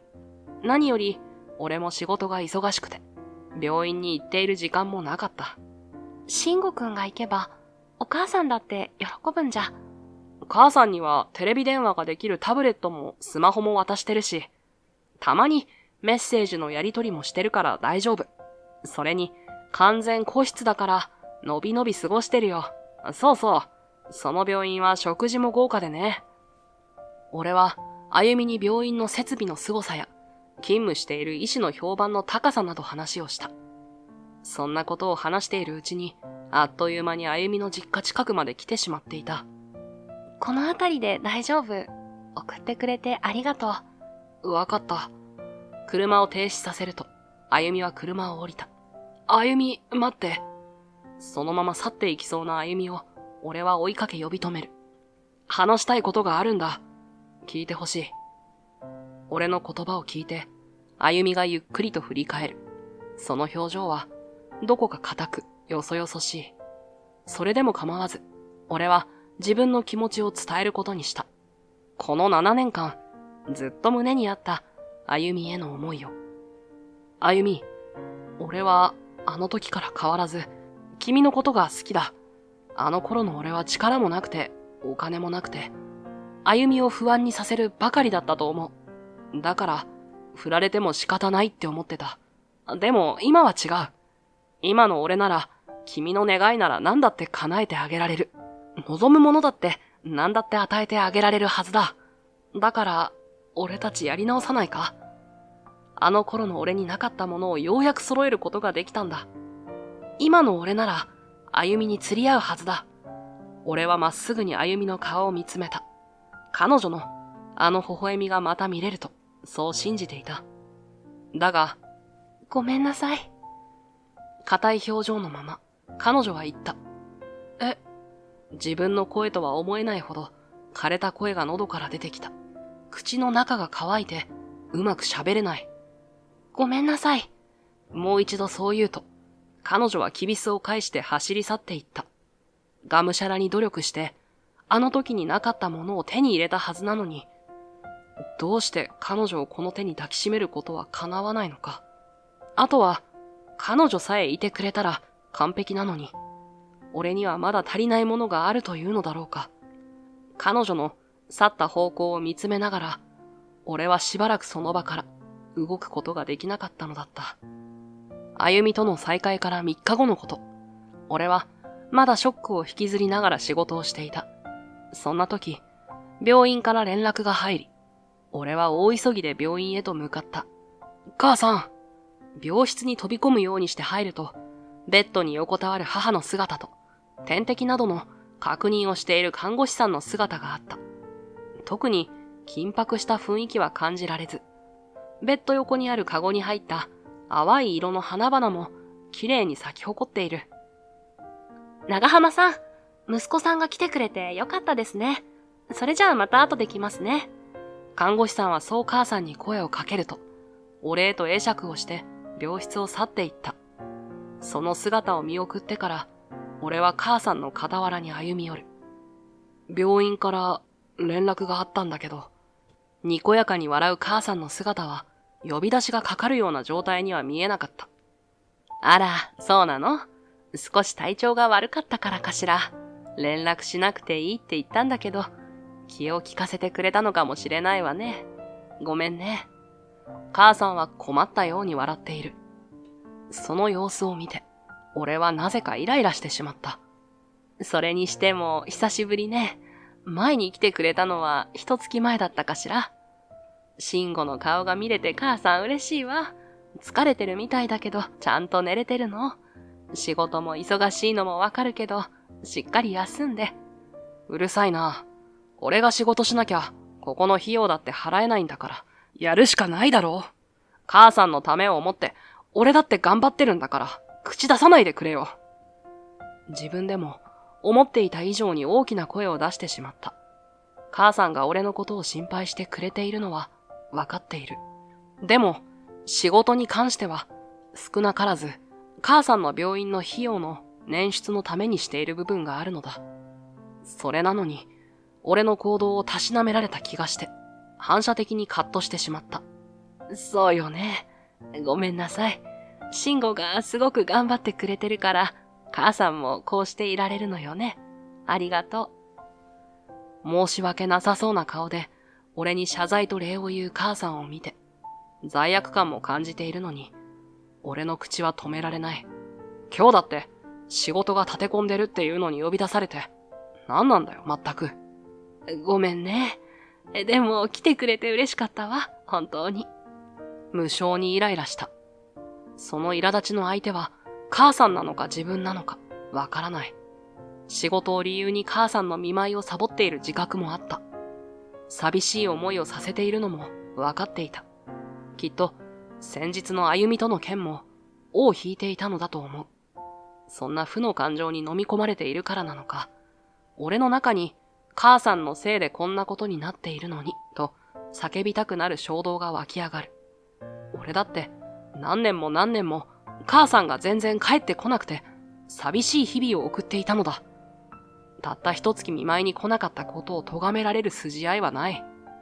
そんなことまで考えている自分に気がついて、住んでのところでぐっと言葉を飲み込む。仕事に戻るよ。母さんの顔を見ずにそう言うと、俺は立ち上がった。でないと、母さんにもっとひどい言葉を投げつけてしまいそうだった。ドアへ向かう俺に、気をつけてねという母さんの言葉が聞こえたが、俺は振り返らずに、そのまま病室を立ち去った。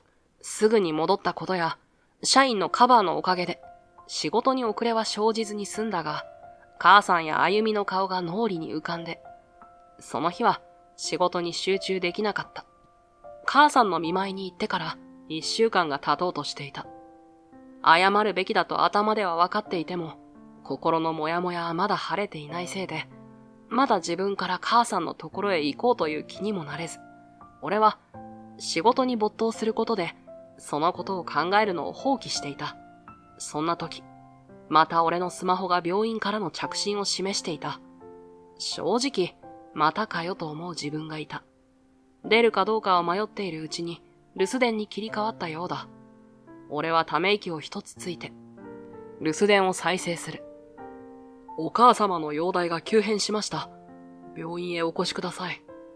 その内容に、わずかに胸がざわついたものの、先日のこともあったので、俺は大したことではないのだろうと高をくくっていた。とはいえ、無視するわけにはいかない。手早く仕事の調整をして、病院へと向かった。病院は昼間ということもあって、多くの人が受付や会計を待っていた。いつもと変わらない風景。そのはずだった。しかし、長浜さんの息子さんですね。お母様は集中治療室に運ばれました。え？集中治療室？嘘だろ？だって、先週はあんなに元気で、その前だって。気をしっかり持ってください。看護師さんに叱咤されて、俺はハッとする。お母様は大丈夫です。お見舞いの方が急変に早く気づいてくださったおかげで、適切な措置を取ることができています。ご案内しますので、ついてきてください。そして、俺を安心させるためなのか、にこりと微笑んでくれた。すみません。よろしくお願いします。まだ頭はうまく回っていなかったが、看護師さんの大丈夫という言葉で、少し安心した俺は、看護師さんの後について、集中治療室へと向かった。あゆみ？そこにはなぜか、あゆみの姿があった。慎吾くん。俺の姿を見たあゆみは、心なしか安堵している気がした。こちらの柳井さんが気づいてくださったんですよ。そうなのか？お見舞いに来たら苦しそうにしていて、それですぐに看護師さんを呼んだの。長浜さんがうちに転院されてからずっとお見舞いに来てくださっていて、長浜さんも柳井さんが来る日はすごく嬉しそうにしてましたよ。そうだったんだ。あ、病室の花って、もしかしてあゆみが？うん。長い入院で大変な慎吾くんのお母さんの心が少しでも明るくなればと思って。母さんの病室に飾られていた花。定期的に花の種類やカゴの形などが変わっていたから印象に残っていた。てっきり母さんの友達や仕事関係の人が持ってきたのかと思って聞くこともしなかったけど、あゆみが持ってきてくれていたなんて思いもしなかった。あゆみ、いろいろとありがとう。母さんのこと、今日もあゆみが来てくれたから母さんは助かったんだよな。本当にありがとう。俺はあゆみに深々と頭を下げた。そんな、顔を上げてよ、慎吾くん。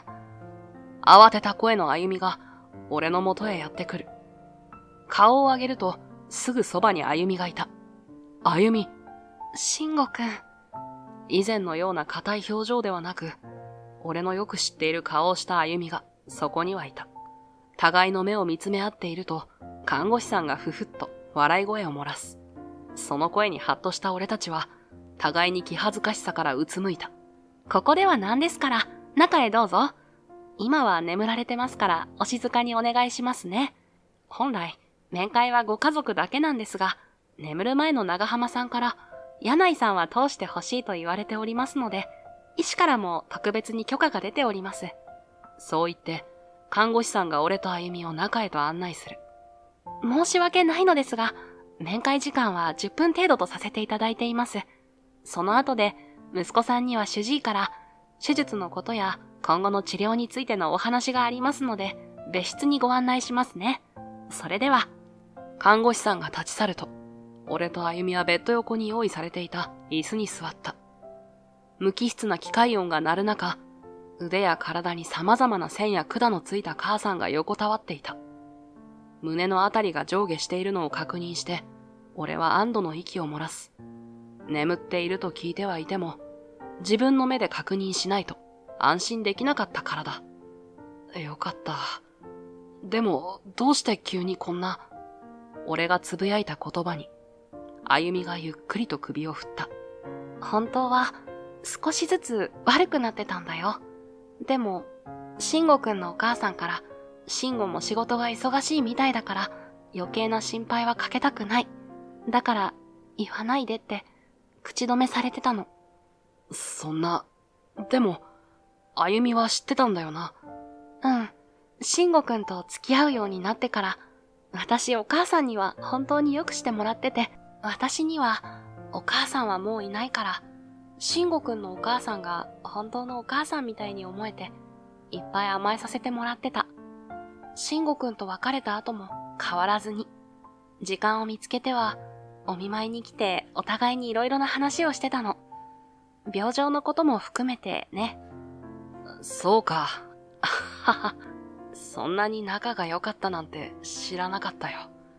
母さんがあゆみのことを気にかけていたことも、あゆみがそんな母さんのことを慕っていたことも知っていたけど、俺たちが別れた後も交流を持っていたとは思ってもいなかった。ましてや、息子の俺には話していない自身の病状まで打ち明けるほどだったなんて。俺にはできないことを母さんはあゆみに、あゆみは母さんにしてくれていたんだな。慎吾くん。ありがとな、あゆみ。俺はあゆみに微笑みかけた。すると、あゆみは辛そうに表情を歪めた。私、慎吾くんと別れたことも慎吾くんのお母さんに話したの。お母さんはただただ私の話を聞いてくれて、優しく背中をさすってくれた。初めて会った時と同じ優しくて温かい手だった。あの頃の私は未熟で考えが足りなくて、慎吾くんの辛さや大変さをどうしたら和らげてあげられるのかわからなくて、戸惑うばかりだった。本当は一緒に支えたいって思ってたけど、私という存在が慎吾くんの重荷になるんじゃないかって、そう思って言い出せなかった。あの頃の慎吾くんは大学といくつものバイトで本当に大変そうだったから。あゆみの口から告げられた真実に、俺は言葉を失った。恋人らしいことが何一つできない俺に愛想を尽かしたのだと思っていた。だから、またあゆみに振り向いてもらえるように努力したつもりだった。社長というステータスと財力、他者から評価される仕事、母さんを安心して任せられる病院も見つかって、時間だって作れるようになった。これでようやく釣り合うようになったと、そう思っていたけど、大きな間違いだったんだ。お母さん、ずっと慎吾くんのこと心配してたよ。私に似て不器用だから、あれもこれもって頑張りすぎて、いっぱいいっぱいになって体を壊さないか心配だって。穏やかな顔で眠る母さんを見ながら、あゆみがこれまで母さんが話していたことをいろいろと聞かせてくれた。そのどれもが俺を思いやる言葉ばかりで、俺の胸に熱いものがこみ上げてくる。自分だって治療で大変な思いをしてるはずなのに、弱音も吐かずに、慎吾が頑張ってるんだから、私も頑張らなきゃって、そう言っていつも笑ってた。その姿を見て私思ったの。あ、これが親の愛なんだって。大きくて温かくて、どこまでも深くて。母さん。気がつけば、俺は母さんの手を取って握っていた。最初に倒れて入院した時よりも、もっと細くなってしまった手首に、鼻のあたりがツンと痛んだ。母さんはいつもそうだった。自分のことは後回しで、俺に心配をかけないように、いつも笑って。でも、本当は倒れるくらい無理していたんだ。俺はそれを知っていたはずだったのに、あの時に気がついたはずなのに、また同じ過ちを繰り返していたんだ。俺は本当に大バカ野郎だ。自分の行動に後悔していると、あゆみの手が俺の手の上に重ねられた。あゆみと目が合う。その表情はとても穏やかで、眼差しは優しかった。私もそんな慎吾くんのお母さんの姿を見て、今の慎吾くんみたいにすごく後悔した。母が生きている時にもっとしてあげられることが、言わなきゃいけない言葉があったんじゃないかって。でももう私には、それはできない。でも、慎吾くんはまだ間に合うでしょ？俺の手に重ねられたあゆみの手に力が込められる。大丈夫だよ、慎吾くん。今からでも遅くないんだよ。その言葉を聞いた瞬間、俺の視界が滲んだ。母さん、俺は、まだ母さんにしてあげたいことも、言わなきゃいけないことも山ほどあるんだ。だから、どうか元気になってくれ。頼むから。眠っている母さんに、俺の声が届いたのかはわからない。だけど、俺は心から、母さんの無事を祈った。隣のあゆみもきっと、同じように祈ってくれたのだと思う。母さんはかなり状態が悪化していて、医師からは、手術も体力があるうちにすることを勧められた。全力を尽くします、という主治医の言葉に願いを託し、母さんの手術はすぐに行われた。俺とあゆみは二人で無事を祈り続けた。互いに手を握り合って。そして、無事に手術は成功した。麻酔から覚めた母さんと目が合う。母さん、お疲れ様。俺の隣に座るあゆみもうなずいている。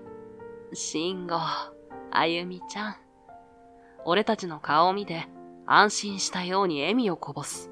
その顔を見た瞬間、それまで何とかこらえていた涙が一気に溢れ出した。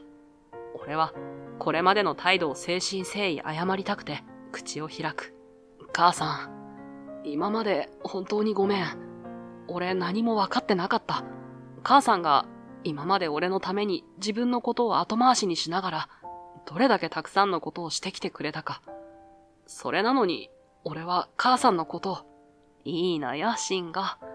私が倒れたこと、お父さんと離婚した時からあなたにはたくさん我慢をさせて、たくさん辛い思いをさせてきてしまった。もっとあなたの気持ちに寄り添わなくちゃいけなかったんだわ。私の方こそごめんね、慎吾。母さん、それにちゃんとわかっているわ。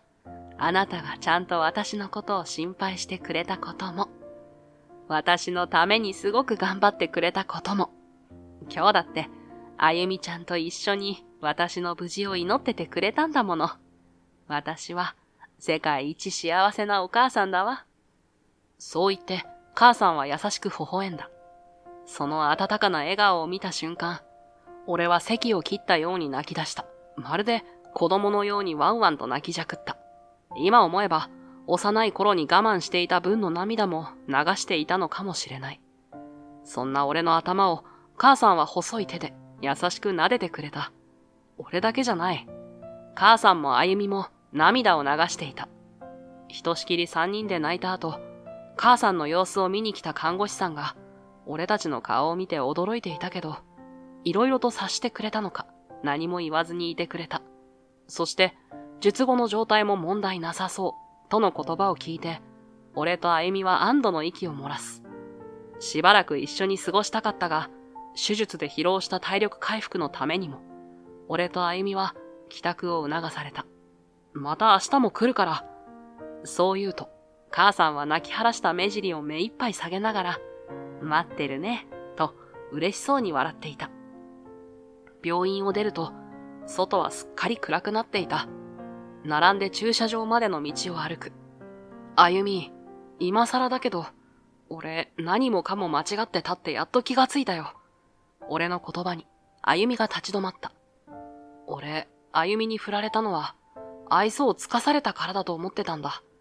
あの時の俺は、目の前のことに手一杯で、心身がすり減ってて、そんな俺にとっての唯一の支えはあゆみだった。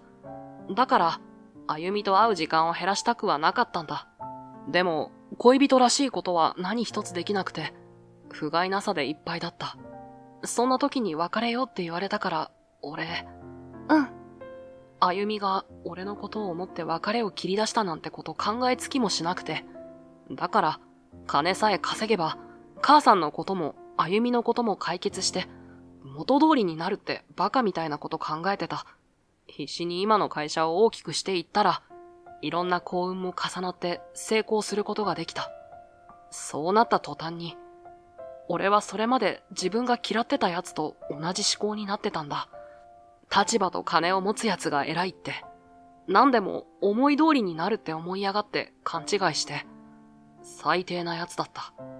俺の言葉をあゆみは黙って聞いてくれていた。あゆみはいつだってそうだった。付き合う前、二人で勉強会をしていた頃も、付き合っている時も。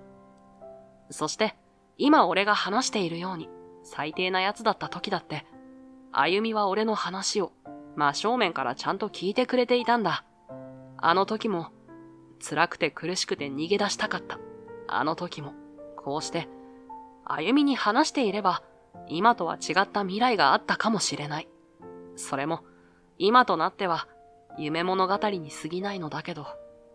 でも、あゆみや母さんのおかげで、俺は大事にしなきゃいけないものに気がつくことができた。だから、もう一度立ち止まって考えることにするよ。これから俺がするべきこと、やりたいこと、ちゃんと整理してからもう一度前に進もうと思う。うん。今の慎吾くんならきっとできると思うよ。私も応援してるから。そう言うと、あゆみが微笑んだ。その微笑みを綺麗だと思うのと同時に胸がズキッと痛む。私も応援してるから。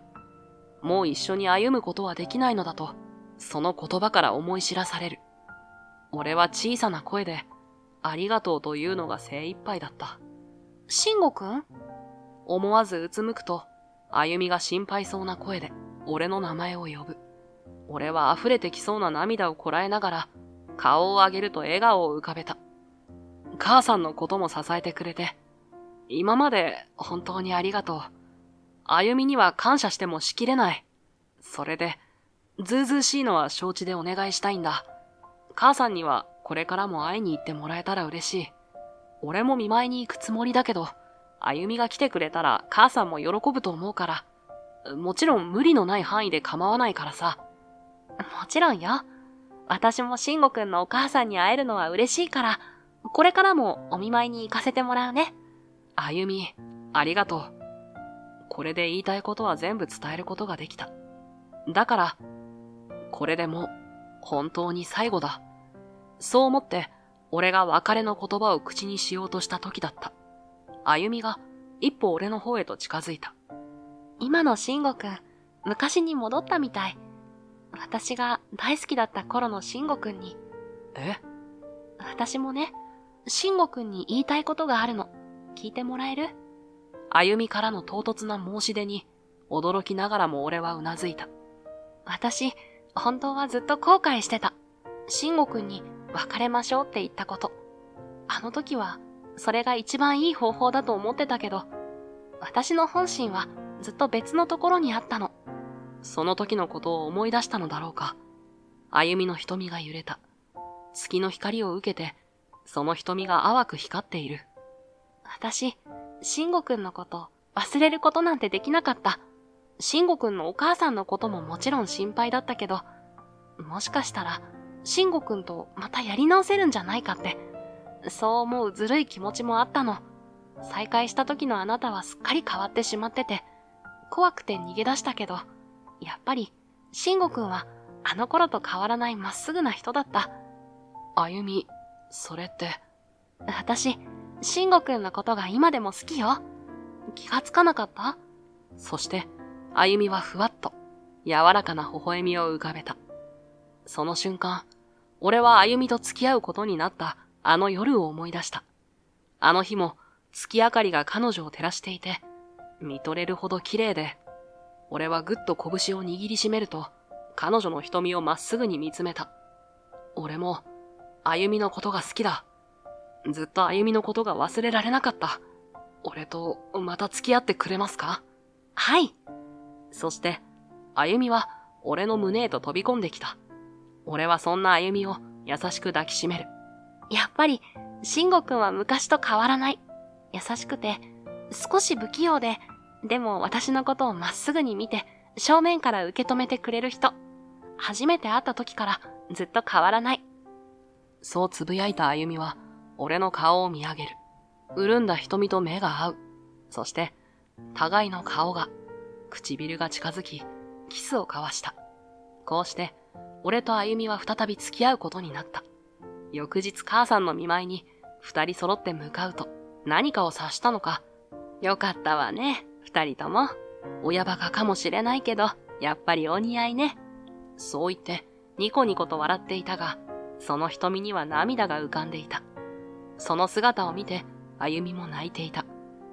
俺は改めて、母さんに今までのひどい言動を詫びて、今までの分も含めて、親孝行をするからと伝えた。母さんは目を丸くしていたけど、恥ずかしそうに笑っていた。有言実行とばかりに、俺は仕事をおろそかにしない程度に調整しながら、足しげく病院に通った。手術は成功したものの、繰り返していた入院生活で、すっかり筋力が衰えていたので、しばらくはリハビリも必要とのことだったが、もともとバリバリ働いていた人だ。お医者さんも驚くほど、順調に回復していき、手術から3週間後に、無事退院することができた。俺は母さんの退院までの間に、自分のこれからについて考えていた。今のシステム会社は、手っ取り早く独立したかったのと、金を稼ぐために始めたと言っても過言ではなかった。だが、もともとは、機械類が苦手な母さんでも、扱えるシステムは作れないか、と考えたことがきっかけで、勉強し始めたことが、今こうして実を結んでいるのだ。俺はそういった自分の原点をすっかり忘れてしまい、技術や知識、会社を金を稼ぐための道具としか見ていなかったことに気がついた。そのことを反省した俺は、新たなシステムの開発や新事業に着手することにした。困っている人を手助けできるようなものづくりを、新しい指針を決めた俺が歩みに報告すると、慎吾くんらしいね。素敵だと思う。と背中を押してくれた。会社を立ち上げた頃は、暗闇の中を手探りで模索する。不安に押しつぶされそうな時もあったが、今は歩みという光が俺の足元をしっかりと照らしてくれている。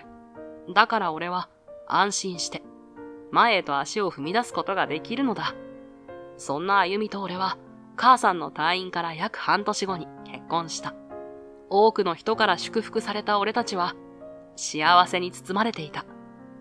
歩みちゃん、義理とはいえ、これで本当にあなたのお母さんになれたわね。これからもよろしくね。はい。私の方こそよろしくお願いします。お母さん。二人のやりとりに、俺も、歩みのお父さんも、ボロボロ涙を流していた。歩みや母さんは号泣する俺たちを見て、笑っていたけど、二人の方も涙で濡れていた。これからは、夫婦として、家族として、歩みと一緒に支え合って生きていく。互いに寂しい幼少期を過ごし、家族とすれ違うこともあったけれど、その大きな愛を感じることのできた俺たちだからこそ、作れる温かい家庭を二人で築いていくつもりだ。一人なら辛くて挫折してしまいそうになることも、共に歩いてくれる人が一緒ならきっと大丈夫。互いに支え合うことで、一人ぼっちの時よりも何倍も強くなれることを、俺たちはよく知っているのだから。